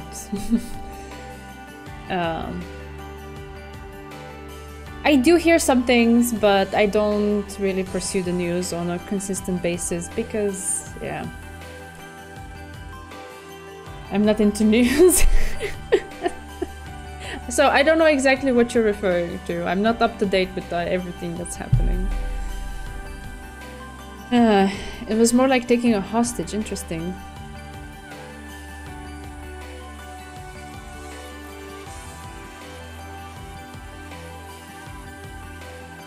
Yes, that's exactly it, Dezo. You have to be 100% sure But even then, there is still a layer there that I would call, is this the person who you want to be? We all have to find our own answers to that. But yeah, this thing here is just... そのようなことはありません。この赤い日記帳の24ページに以下の記述があります。私は後宮家に嫁という名で軟禁された人質なのです。でも私が人質となることで全てが丸く収まるならば、夏日さん、あなたは自分が人質であったことをここですでにお認めになっています。熊沢さんは夏日さんがここに来られた当初からお世話をしていますね。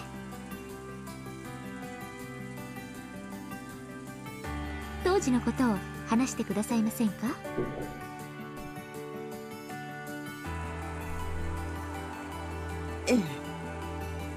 そうです。私にそうこぼされたこともございました。奥様のご結婚についての事情を知るのは今は私と南條先生くらいのものでしょうか。ですな。当時は金蔵さんが縦横無尽に活躍する黄金時代だった。Did he ever not do whatever he pleased? I can't even imagine that. 金蔵さんはあらゆる敵を打ち倒し、経済力を拡大していったのです。夏日さんの家もそんな敵の一つでした。As though the time to talk had suddenly come at hand, Kumasawa and Nanjo openly delved into territory that should never have been touched upon again. It concerned the period during which Kinzo was most feared for his ferocity. Although he was financially very powerful and had many connections, the elite looked down upon him as an upstart, which gave him a complex about his social standing.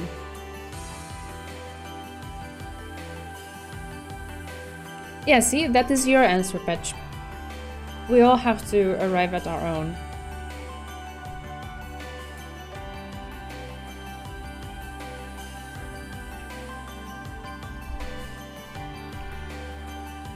I guess then the question is, should you still be cruel for the right reasons?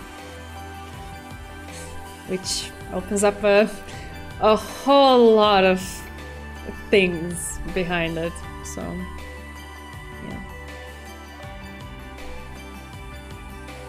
yeah. Although he, oh yeah, I read this, fine. To combat this, Kinzo wanted to find Kraus a wife from a noble family, and used this to raise the Ushiromiya family's status.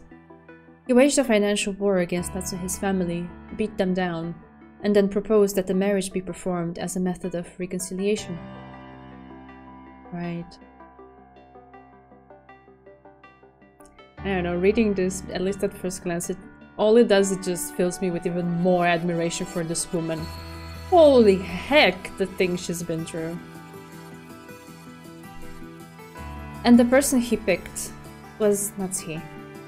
She was a veritable princess, raised good and true by a family of Shinto priests. By choosing her, not only did Kinzo cause them the worst possible humiliation, but also won what he considered to be the greatest possible trophy. So that marriage proposal was humiliating to Natsuhi from the very beginning.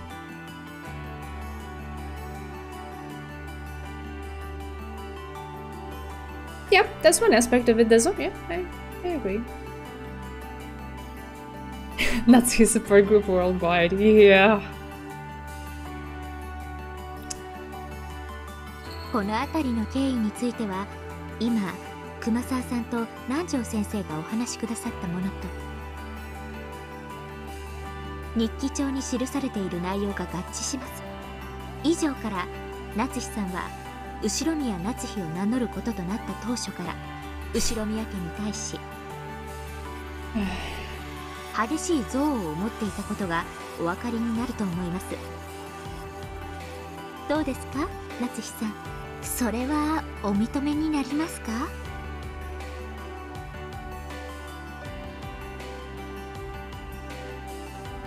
it's also just so easy to just stomp your feet and push your way through into someone's private matters, all of these intimate thoughts that, okay, maybe the young Natsuhi could have had them, but that doesn't mean anything about the Natsuhi of today, because she could have outgrown things, she could have found things to be invested in, she could have found hope in something else. Maybe as time passed by, she did develop something truly genuine with cows, because they did seem to have their moments, and all of that.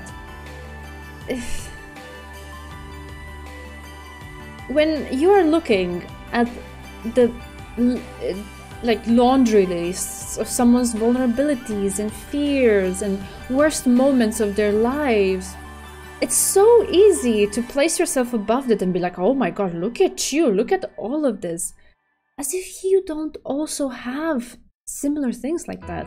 Not the same, of course, all of our stories are different, but we all have those. So it's so, oh, it puts me off so much. Everyone's like, yeah, we've now forcefully gained access to this very deep piece of your history, and we're all so, what's the word, we have all of these reasons to do it, and the justice is on our side and everything.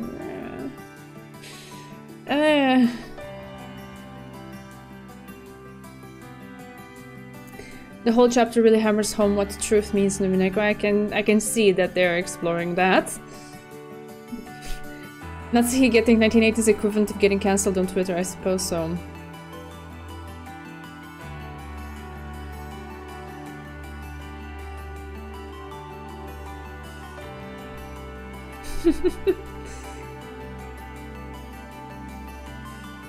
It's what someone like Erika who has no love would do, isn't it? Yes, that is exactly it, Dezon.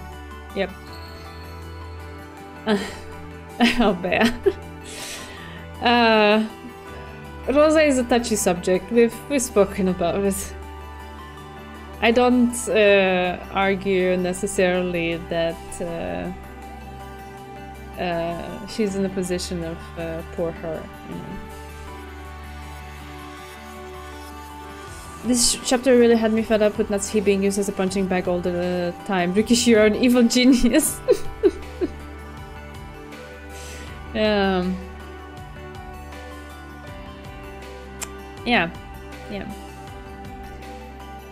I guess at the very least it's a nice opportunity to maybe take a moment and think about how these things resonate in your life and your worldview. I can see how it's set up all of the pieces to eventually lead to conversations like these and then kind of like shake you a little bit. It's only because in moments like these, when your views might be contested or disagreed with or argued against, that you get to actually stand your ground for them, and then you will find out how strong a ground you're actually standing on, basically. Umineko Pain Roulette, Enja Battler Rosa Natsuhi. I mean, I would put Maria instead of Rosa there, but yeah. Right. All of the cold gazes turned to face Natsuhi. 確かに、最初はそう思っていました。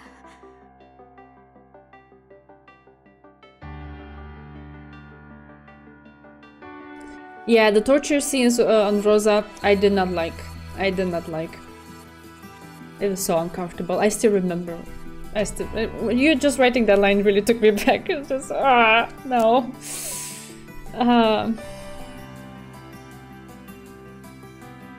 She did get tortured, yes.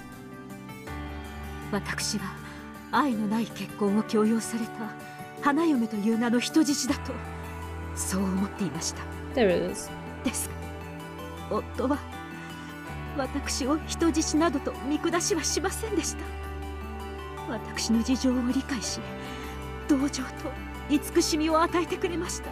夫だけは私の理解者だったのです。なるほど、それは一理あります。確かにあなたの日記にはクラウスさんがあなたの事情を知って気遣ってくれる描写がいくつか散見できます。And now she's gonna spin that in a reason for her murdering Kraus. しかしあなたはそれをこちらの日記帳の47ページでむしろ気持ちが悪いと描写していますね。以下朗読します。クラウスの気遣いはむしろ私を惨めにさせるだけ。そうして私を恥ずかしめているのではないかとさえ思う時があります。以上から夏日さんがそんな気遣いを見せていた夫を嫌悪していたことが伺えます。 No, you're just reading about one individual moment where she might have felt that. But as you can see, this is, even when she describes it, it's her impression. It's not that she has like full knowledge of what Kraus's intentions actually are, it's just what she is imagining in her head that these things mean. So this is not something that holds water when drawing such a generalization, like you're drawing like a broad stroke that applies to everything, and say that she was repulsed by her husband and all of the concern.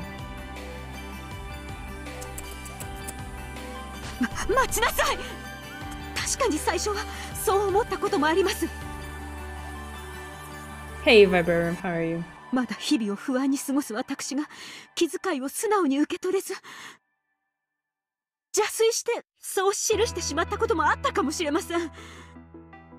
私はやがてそんな夫の気遣いに気づいてその気持ちを受け入れるようになるのです。その記述は日記帳のどこにも登場しませんが、日記にさえ書かない秘められた気持ちというものもあります。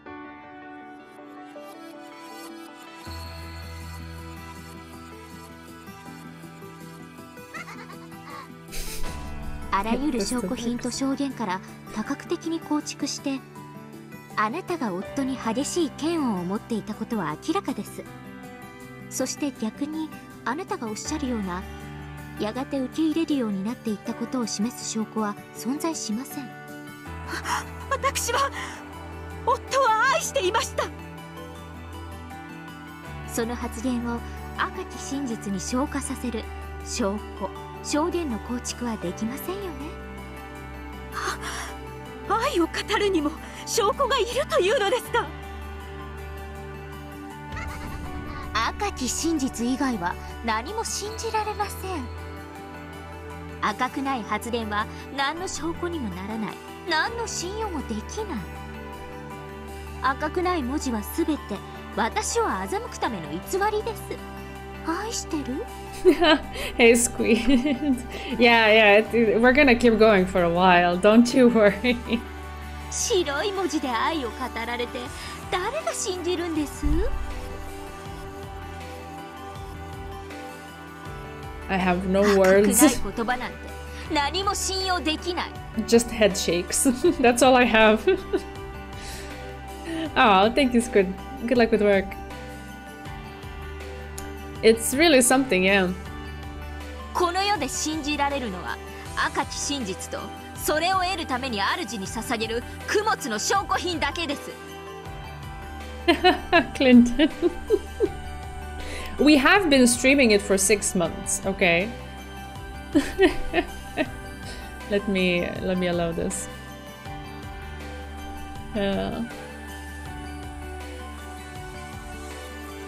Umi cult. No, come on, we started at the beginning of May.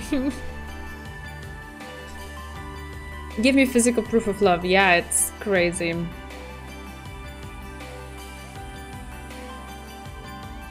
Yeah, the community is great. I'm really happy that I got to meet all of you and that we get to hang out. Alright. Okay.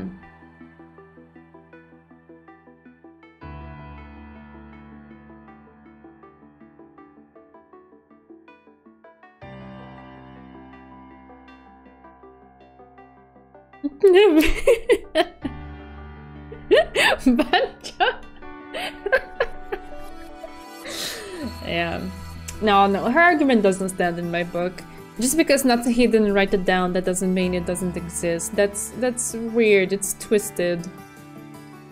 I claim that this feeling of Natsuhi towards her husband doesn't exist because she never wrote it down. She only journaled off her frustrations, which, I mean, yeah. Isn't that what journaling is for? To kind of put order in your mind, and the heavy things that you need to talk about will be things that are afflicting you, and sometimes the good moments are overshadowed by that, or you just don't feel like doing it about it because it's just something that you feel and you enjoy it for what it is. I don't know. I guess it's just typical Erika stuff.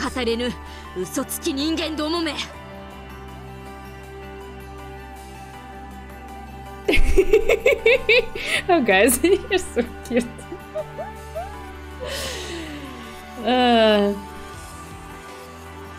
Yeah, she would probably do that.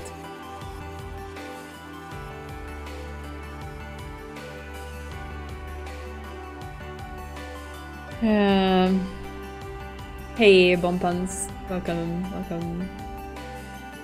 Wait, did I miss something? Aw, glad to read you as well, Squid. I hope things are going alright, and I will definitely forward the regards to MTZ. 赤き真実なき人間に愛も心も真実も語る資格なんてないんです。 Well, you are lacking the right truth as well, and you're definitely saying a lot.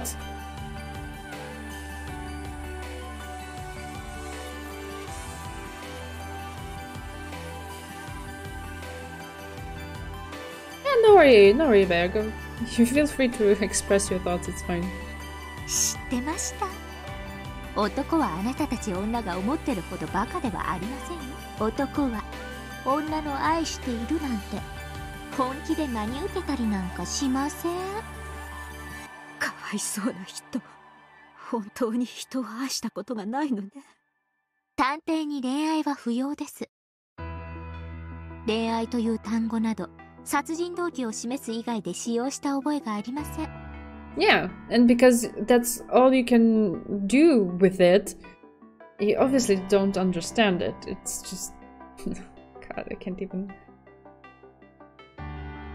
Oh, I didn't miss it, I just didn't know what to make of it, so I guess I just let it pass. I just put it like... maybe on it telegraphing some sort of emotion that I didn't really catch. But yeah. Okay, I'll keep it in mind since you pointed it out. あなたが何と言おうと私たちは愛し合っていました。私が愚痴ばかりを日記に記していたことは Yeah, there it is. 夫にも謝らなければならないことです。しかし私は夫に心を捧げていました。それはたとえ証拠で示せなくてもそれが真実なんです。却下します。往生際が悪いですよ。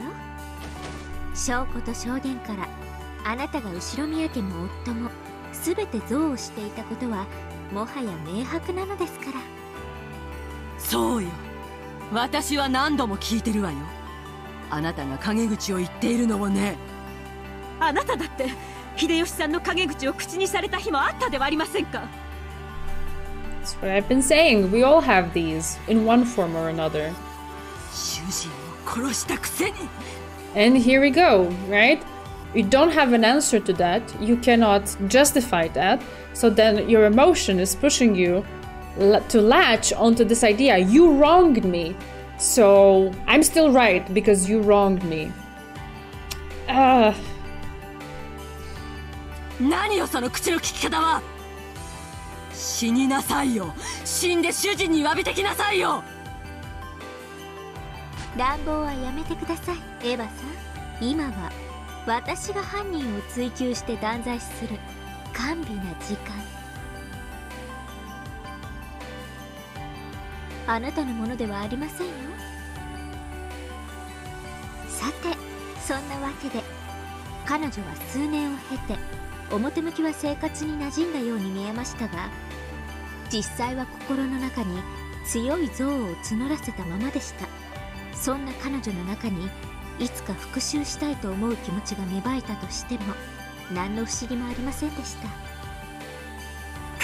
勝手なことを言わないで。 Each time Erika read from Natsuhi's diaries, she exposed another of Natsuhi's emotions during those painful days. Natsuhi hadn't written them down to record them for posterity. She had written to forget those memories and seal them away. Yeah, exactly. As people do.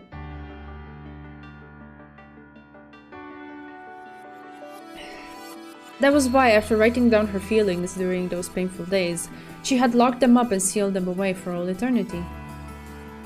And here you are, just like smashing with your feet first right into the depths of her soul and saying that you're justified. Great. However, Erika claimed that these were Natsuhi's true hidden feelings that had been locked away and concealed. Since it had already been concluded that Natsuhi was a murderer, everyone accepted Erika's claim.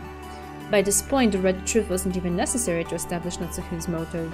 As long as the reason seemed plausible, everyone would believe it. No matter how much Natsuhi might object, no one would believe her. No one could accept the truth Natsuhi spoke of, about the days she had spent loving her husband. And so it was being painted over by a false truth, in which she hated her husband and swore revenge against him. The pen of the gods that composes the truth had been given to Erika. だから何? Yeah, right? It's something to consider. Red Needle, indeed. At the very least, Eleanor is there to show that it's possible to be more objective about things while also having a decently empathetic viewpoint. Yeah, that's why I quite dig her. I like her. あんたの事情なんて知ったことじゃないわよ。人殺し、人殺し。おやめなさい。私には夏日さんの気持ちもよくわかるのです。いつかこういう日も来るのではないかと思っておりました。おいたわしや、おいたわしや。親父のわがままな人生に振り回された気の毒な犠牲者の一人だとは思うぜ。私は奥様のその心の痛みを存じておりました。そしてその支えになりたいと日々力及ばずこのようなことに。Oh, Goda. あいやいやい。僕には愛憎の気持ちなんてわからない。あなたにもいつかわかるわ。そしてそれは生きる目的にも殺す目的にもなりうるの。In many rules of law across the world, severe punishments are reserved for culprits who are guilty beyond any reasonable doubt. It's to reinforce how important it is to be really, really sure about a crime as serious as murder. Oh yeah, no, I agree with that. Maybe I should clarify, when I was talking earlier, I didn't mean punishment for a crime, right? Of course, you should be judged, and if you committed a crime, you should be punished within the rule of the law. But the trial needs to be fair, and like you said, you have to ensure that everything aligns properly, and it's not just you concocting a story to weave things together, but it's the actual... it leads to the actual result that happened, right? And it's not just, I don't know, doubling down on someone because you seem or you think you have proof. What I was talking about, it wasn't a context like this for criminals to receive punishment for their crimes. It's just how we generally act and react towards people who wrong us on a level that maybe is not necessarily a crime, and you wouldn't go to the point where there's a trial and they get punished, but just generally in our lives, because as we move through life, we make mistakes and maybe sometimes end up hurting people. Maybe sometimes things are even more than that, right? And you find yourselves in a situation where you're wronged. Like, just saying that you're wronged is already an understatement, right? And so we all need to learn to navigate those. That's what I was talking about. Not necessarily punishment for a criminal.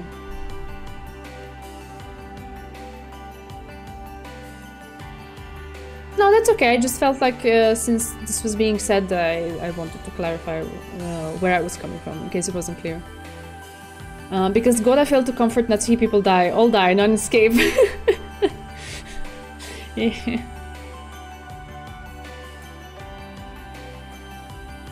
Because Goda failed to make breakfast, people. He didn't understand the seriousness of breakfast.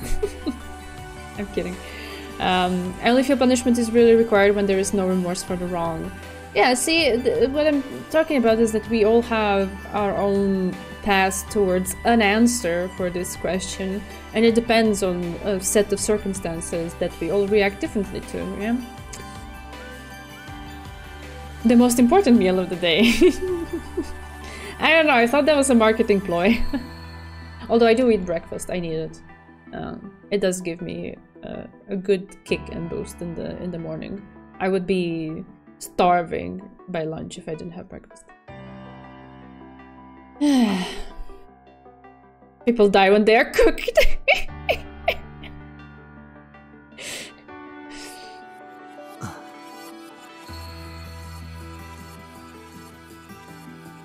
Severe punishment should be reserved for people who don't like Umineko. Oh man. Huge difference between organizing the law on a national level and what you think is right or wrong. Yeah, of course, of course, of course. 本当に夏日おばさんが犯人なのか。ああ、それを言われると実は最後に一つだけ夏日さん以外に犯人の可能性のある人がいらっしゃいまして。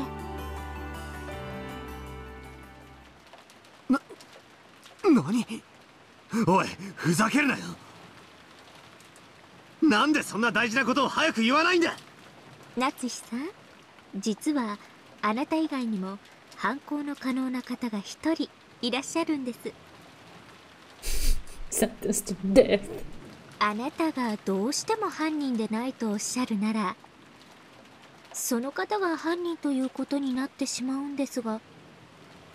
Oh no, I have such a bad feeling about this. I have such a bad feeling about this. Oh. それは誰だ？誰なんだ？後宮金蔵さんです。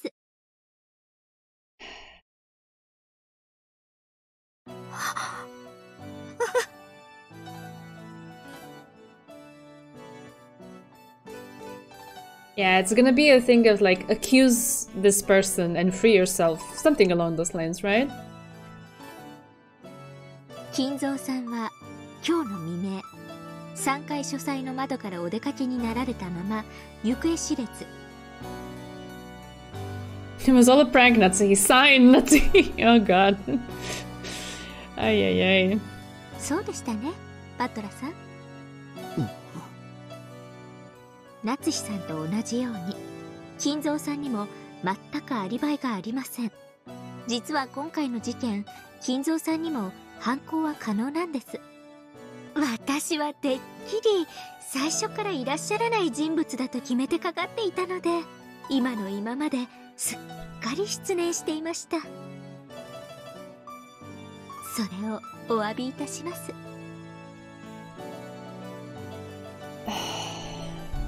Given just my experience with people's opinions, I wouldn't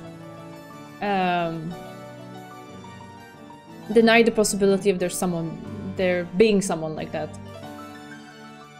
Maybe there are people for whom a lot of the things that this novel is trying to do really don't click. And that's fine, right? It's okay. I just hope they didn't torture themselves too much. She didn't look shy or apologetic in the slightest. Erika bowed in as unpleasant a manner as ever. Even now, she's still holding a grudge over her defeat in the study. 夏日さんは金蔵さんの信頼を受けて最もその身近でお仕えしていた方でしたよね。なら夏日さんが一番よくわかっているのではないでしょうか。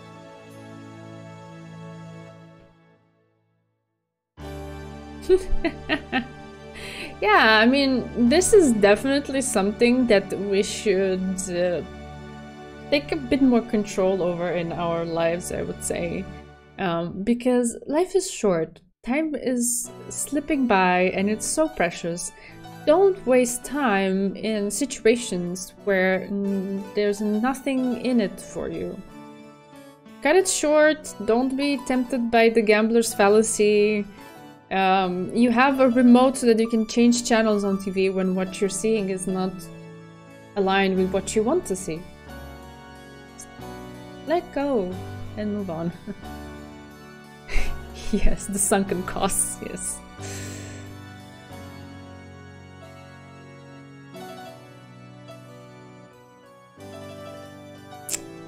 Oh no, okay. Clinton disagrees.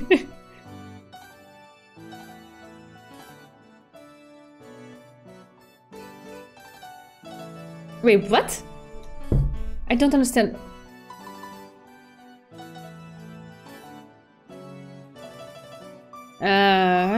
Was it something that had changed and then you didn't know and you got fined because you weren't aware that the rules changed?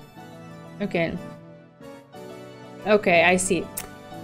Yeah, but I understand that, but this was not this is not the intended meaning of my words. Of course, when it's important information, you should try, even if you dislike it, to be attuned to it. Main theme of Umineko, watch the news.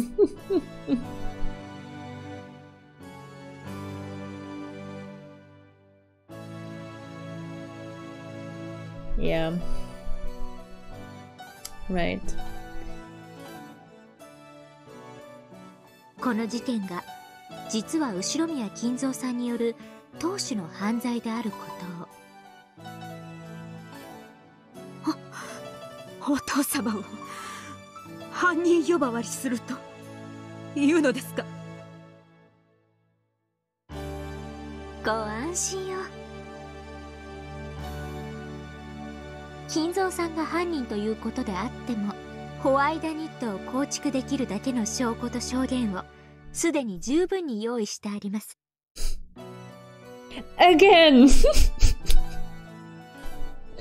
If you have so much extensive material upon which to predicate the possibility, or maybe like the truth even, of Kinzo being the culprit, then if you can so easily switch from one to the other, then do any of them actually hold any weight?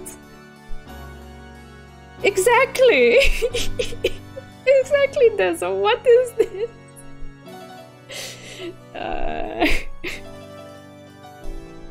Like, whenever she makes statements like this, whatever scrap of logic she had put together to, you know, explain stuff about Natsuhi just falls even lower and lower in my regard. It's just, oh god, I'm losing like even the slightest bit of respect that I might have had, you know, for things like, oh, I just prepared everything ahead of time, right? Put seals on everything and the windows, and I was this like annoying spider on the walls placing duct tape on the windows.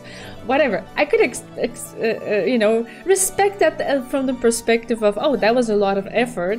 And if you put all of this together and like you spun it still into a storyline where Natsuhi ends up to be the culprit, I can at least give you some level of respect and acknowledgement to the effort. But now, when you're saying that you could just as easily point to something else, then that makes everything else crumble in my eyes. Okay. Respect the hustle. I can respect the hustle. But yeah.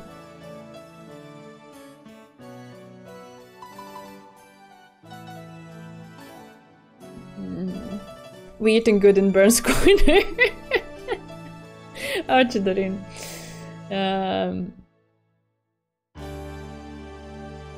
Eva crying doesn't mean anything.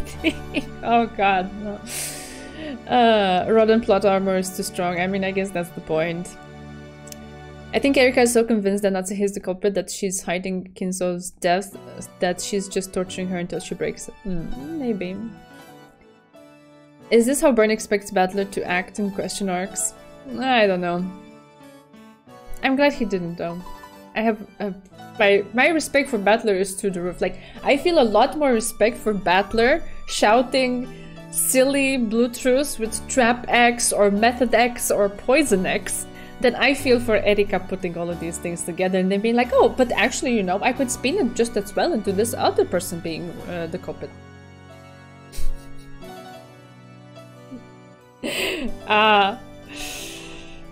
Erika is on that detective grind mindset. Obligatory small bombs.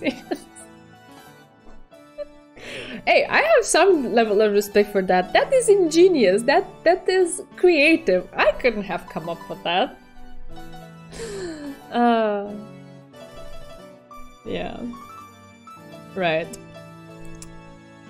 あなたが金蔵さんをかばうために自らを犠牲にしたという筋書きでも十分に対応可能です。近年探偵の推理さえも筋書きに組み込まれている可能性がありますから。The theories created by the detective can change the plot itself. Wow. Mind-blowing. I'm being sarcastic. 本当に油断ならない時代になったものです。お父様を犯人呼ばわりするなど、この私が許しません。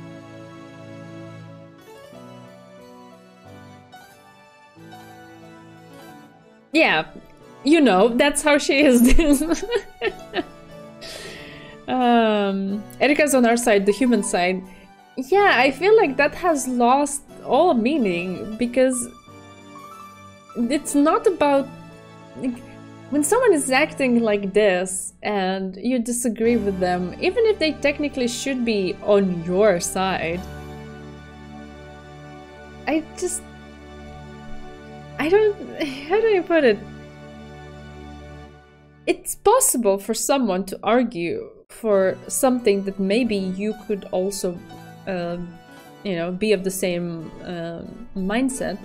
But if they're going about it in a way that makes you feel icky all over for just how they're carrying themselves and the things that they're spitting and pulling together, it doesn't even matter at the end of the day anymore. It starts becoming secondary that you kind of had the same, maybe shared a similar goal, right? Because it's just like, at least my reaction is, I never want to be associated with this person ever in any sort of way. No connection, thank you. I'm good.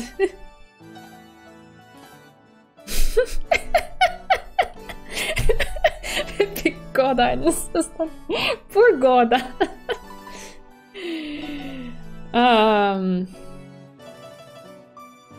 Erotika's a very interesting character because she's so proud in her abilities that she will do absolutely anything to prove her theory is right. Yeah.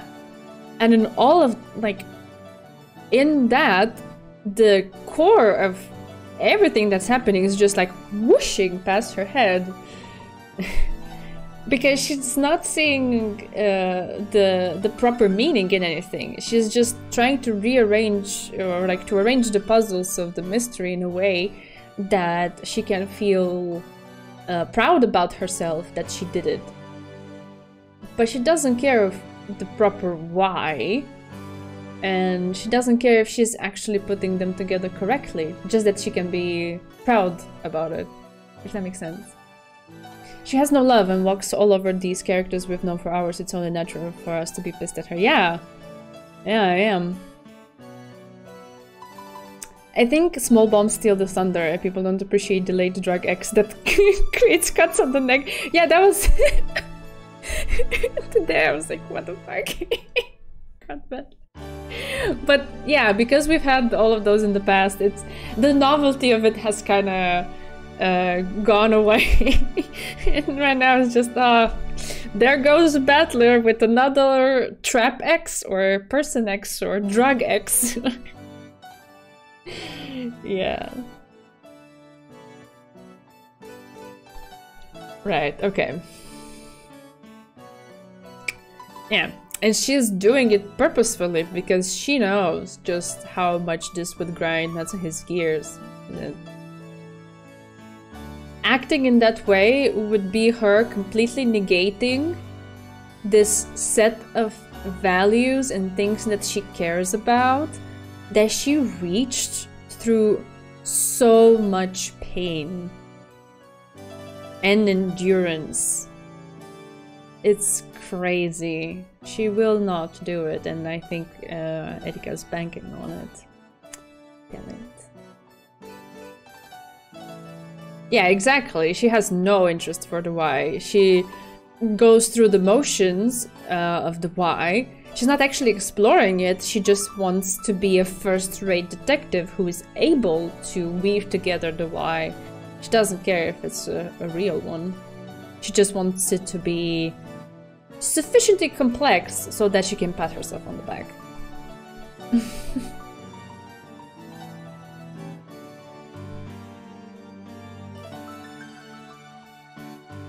I also like his suggestion that Kumasawa, Genji, and Nanjo will kill each other at the same time.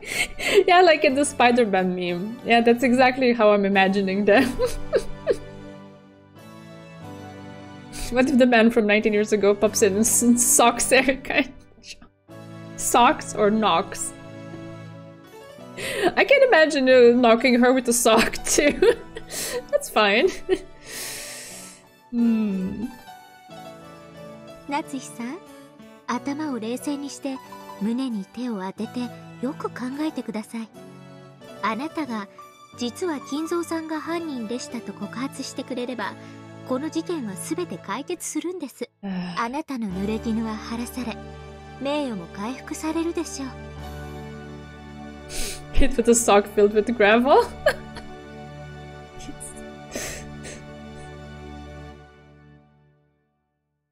Oh, right. Sorry, I'm not familiar. I don't think I've ever heard it used that way.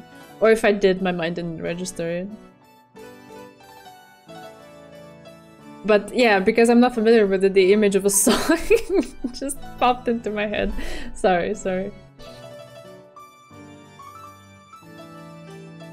In other words, by pushing the crime onto Kinzo, Natsuhi would be saved. Would she, though? However... 私はお父様より後ろ宮家の名誉を託されたのです。 Yeah, she is.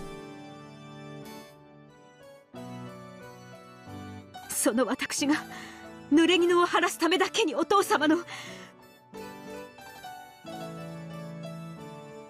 後ろ宮家の名誉を自ら汚すと。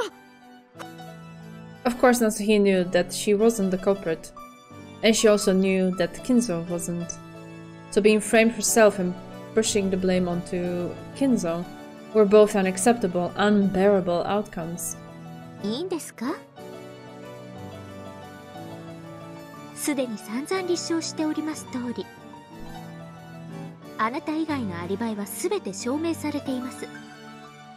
あなたが金蔵さんを告発されないならば、やはりあなたが犯人だということで、今度こそ本当に。He's not even alive anymore and she refuses to blame him. Yeah, of course. It goes against everything that she is today. She wouldn't do it. Yeah, the song was cool. 特定され、真実となってしまいますよ。私を犯人だと決めつけることがあなたの真実だというのなら、お好きになさればいいでしょう。私が無実であることを神様はきっとご存知です。必ずやいつか私の無実を証明してくれます。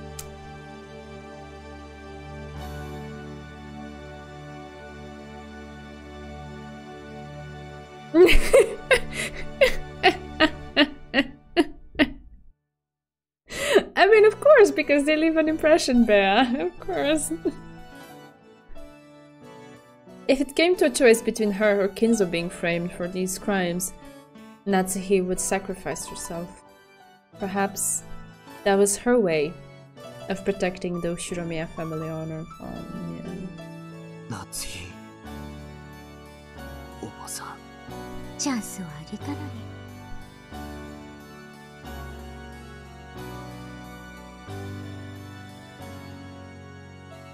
Stupid woman, this future where your name will eventually be cleared doesn't exist, nor for you or any of the other pieces in this game. Natsuhi had made her decision. If they were going to call her the culprit, she would let them. She boldly rejected the thought of selling Kinzo's honor to gain a momentary truth where she wasn't the culprit. My heart and her. And therefore, the tale would be woven with her as the culprit. If in the future the accusations against her were to be proven false, this tale would probably be rewritten. However, such a future would never come, I think. Truth is a fleeting thing. Even if I am a good person up until my death, if some heartless person after my death writes down that I wasn't a good person, and that is shared with everyone else, then even all the goodness in which I lived my life will be overwritten easily.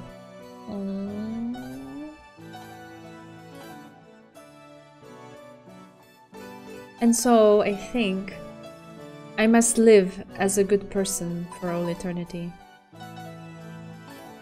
金蔵さんが犯人でないとおっしゃるならば、金蔵さんに犯行が不可能であるというアリバイが必要です。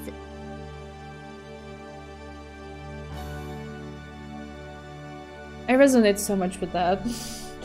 I don't want to go into the rabbit hole, but yeah. Well.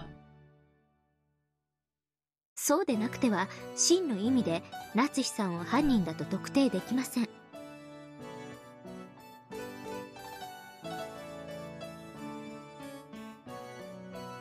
Wait, I'm so confused. What? Erika had to be well aware by now that Kinzo was nothing more than an illusion to muddy the waters of the inheritance problem. However, proving him to be an illusion would be very hard. The only way to do this would be to confirm Kinzo's death, but Kinzo died a long time ago, as revealed by the red truth of previous games. And in this fifth game, his body hasn't even appeared. Under these circumstances, it wouldn't be easy to prove his death conclusively.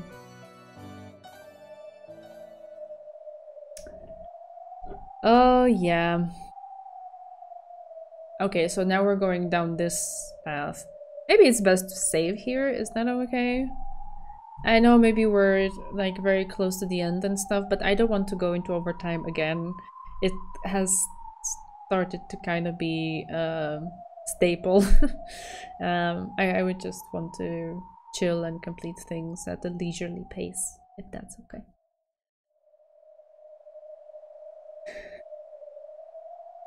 Yeah, only absolutely crazy stuff ahead. Right, that describes every single stream. It's a fine stopping point, okay. Right, so they're gonna delve into the Kinzo aspect of it, right? Let's see what comes out of that, alright.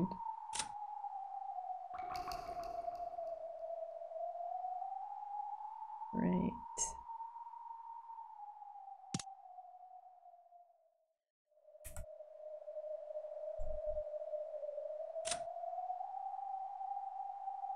Alright.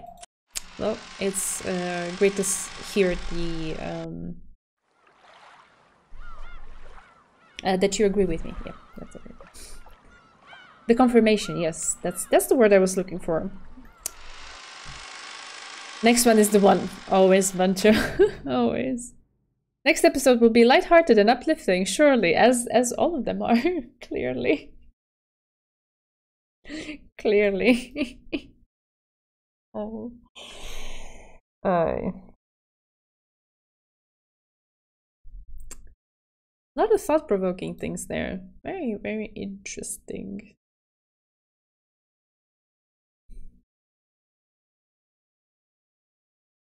Just like fear and hunger? What do you mean, Clinton? Next stream will be the greatest stream since the finale of episode 4, guaranteed. Oh, okay. Yeah, as always, a brief moment of Big Me. Most wholesome game on market. Ay, ay, ay.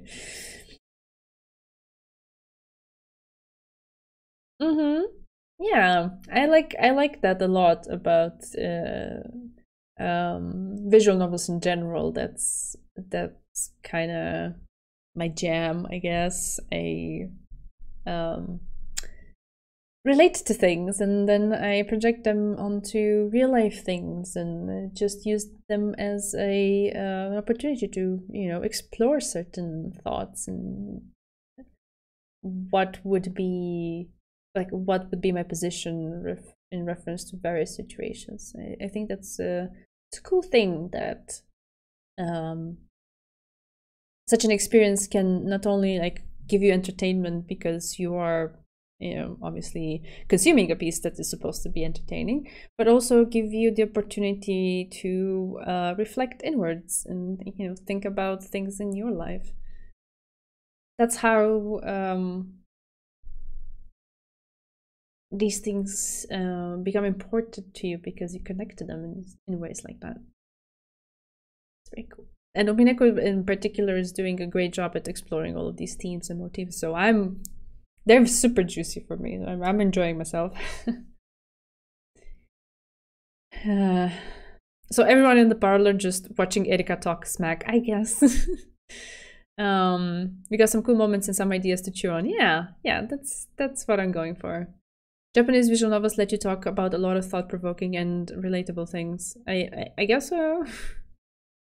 I mean, a lot of things can be relatable if you dissect them to their meaning, right? It doesn't have to be something that applies one-to-one in your life, but it can evoke similarities with something else that you are more familiar with, or that is a touchy emotional spot for you, or things like that. Detective's authority, yeah. She has a lot of that, doesn't she?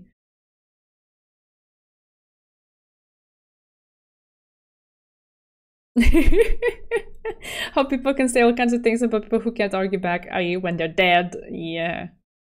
Yeah, thanks for chatting. I appreciate you all. Like Schrodinger's cat and Brown's tube. And well, Schrodinger's cat and Brown's tube. Wait, they all mentioned Schrodinger's cat and Brown's tube. It has been mentioned to death. Pun intended. In Japanese, Vienna's Schrodinger's cat gets pets often. Aww. That's a cute thought there. Schrodinger's raven. Oh no, let's not start mixing them together. Gonna get a headache. Yeah, alrighty. Sounds good. Of course, Schrodinger's cat had to show up. Of course, it's every visual novel ever. Okay. Devil's cat, Brown's proof.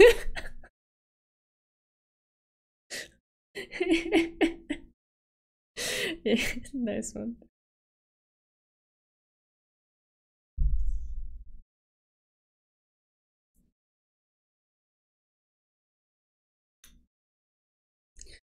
What about that scene last time with Virgilia and old Beatrice? What about it in particular are you asking? I don't know if I have any extra thoughts than I might have had last time.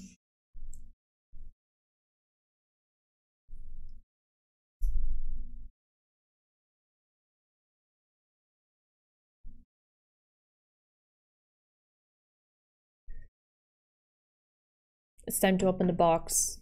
I mean, I've been saying things about opening that box for forever. I'm not entirely sure what it means. I don't know. I'm sorry. It's probably disappointing.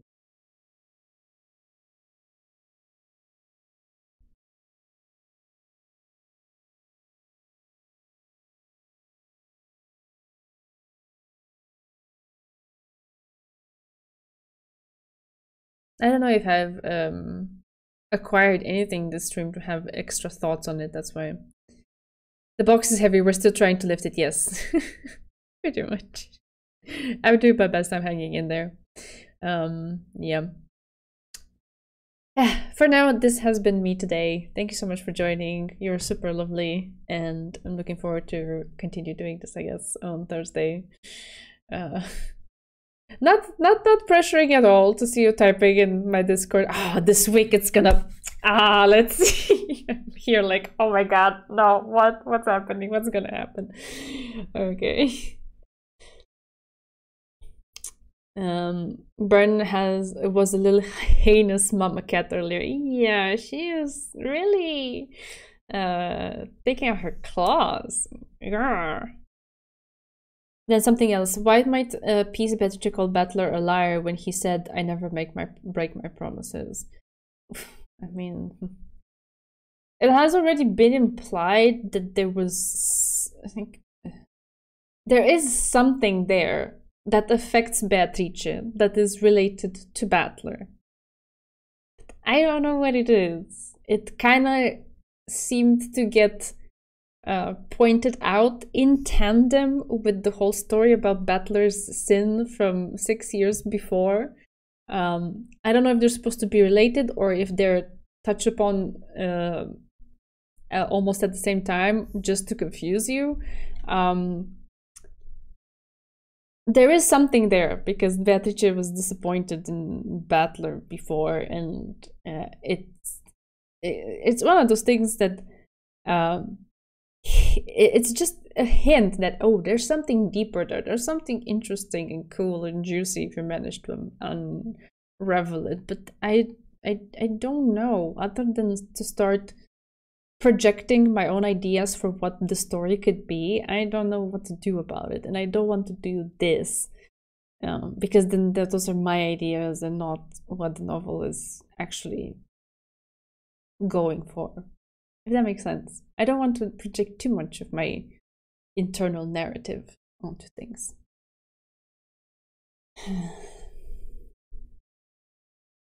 It's mostly Erika accusing Natsuhide streaming, I guess. It's been a lot of that.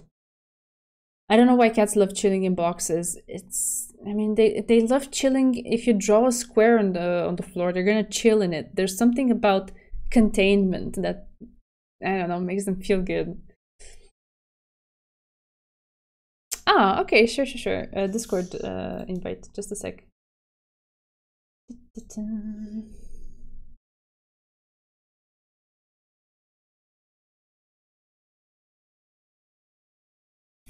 There we go. Yes, she does insist. That's the thing. Like she insists that she has nothing to do with the sin, but it's somehow at least the way I remember it. Maybe I would have to revisit those parts again. But it seems to, the story seems to point at both things at the same time. Not necessarily to mean that they are related, but just they're trying to show us a hint of that, more or less in the same, like they're all interweaved against.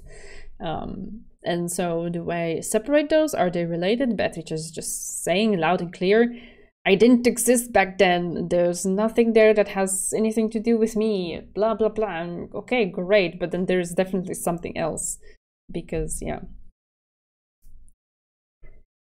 Yeah, we have Bea who provides our daily dose of Umineko fan art. But the others are sharing memes and stuff from time to time. It's cool, it's cool.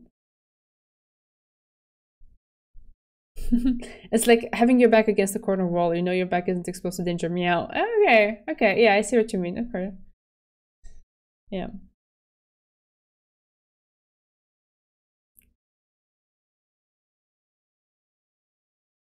That was super paper. That's a very interesting theory on the origin of witches. That's cool. Yeah, I have no idea. How am I supposed to... Unless I pull that out of my ass.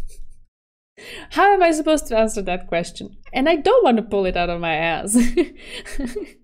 Because again, then I would be projecting something that I am making up in my own head. And then I don't know. I don't particularly feel an affinity to do that in this regard. I would want to just learn what the story was. But I guess Umineko is not going to give me things that easily. It hasn't so far, and I don't think it will start right now, so...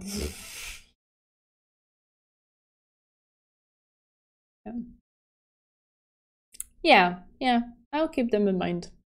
I'll do my best. For now, I will thank you again. You are super, super awesome, all of you. And you will look forward to our next stream 2 days from now on Thursday. Until then, take care, stay safe, stay healthy. The spirit is claiming a lot of people to go sick, so take care of yourselves. And yep, see you then. Night night, or good end to your day wherever you are in this world. Let's have fun again on Thursday.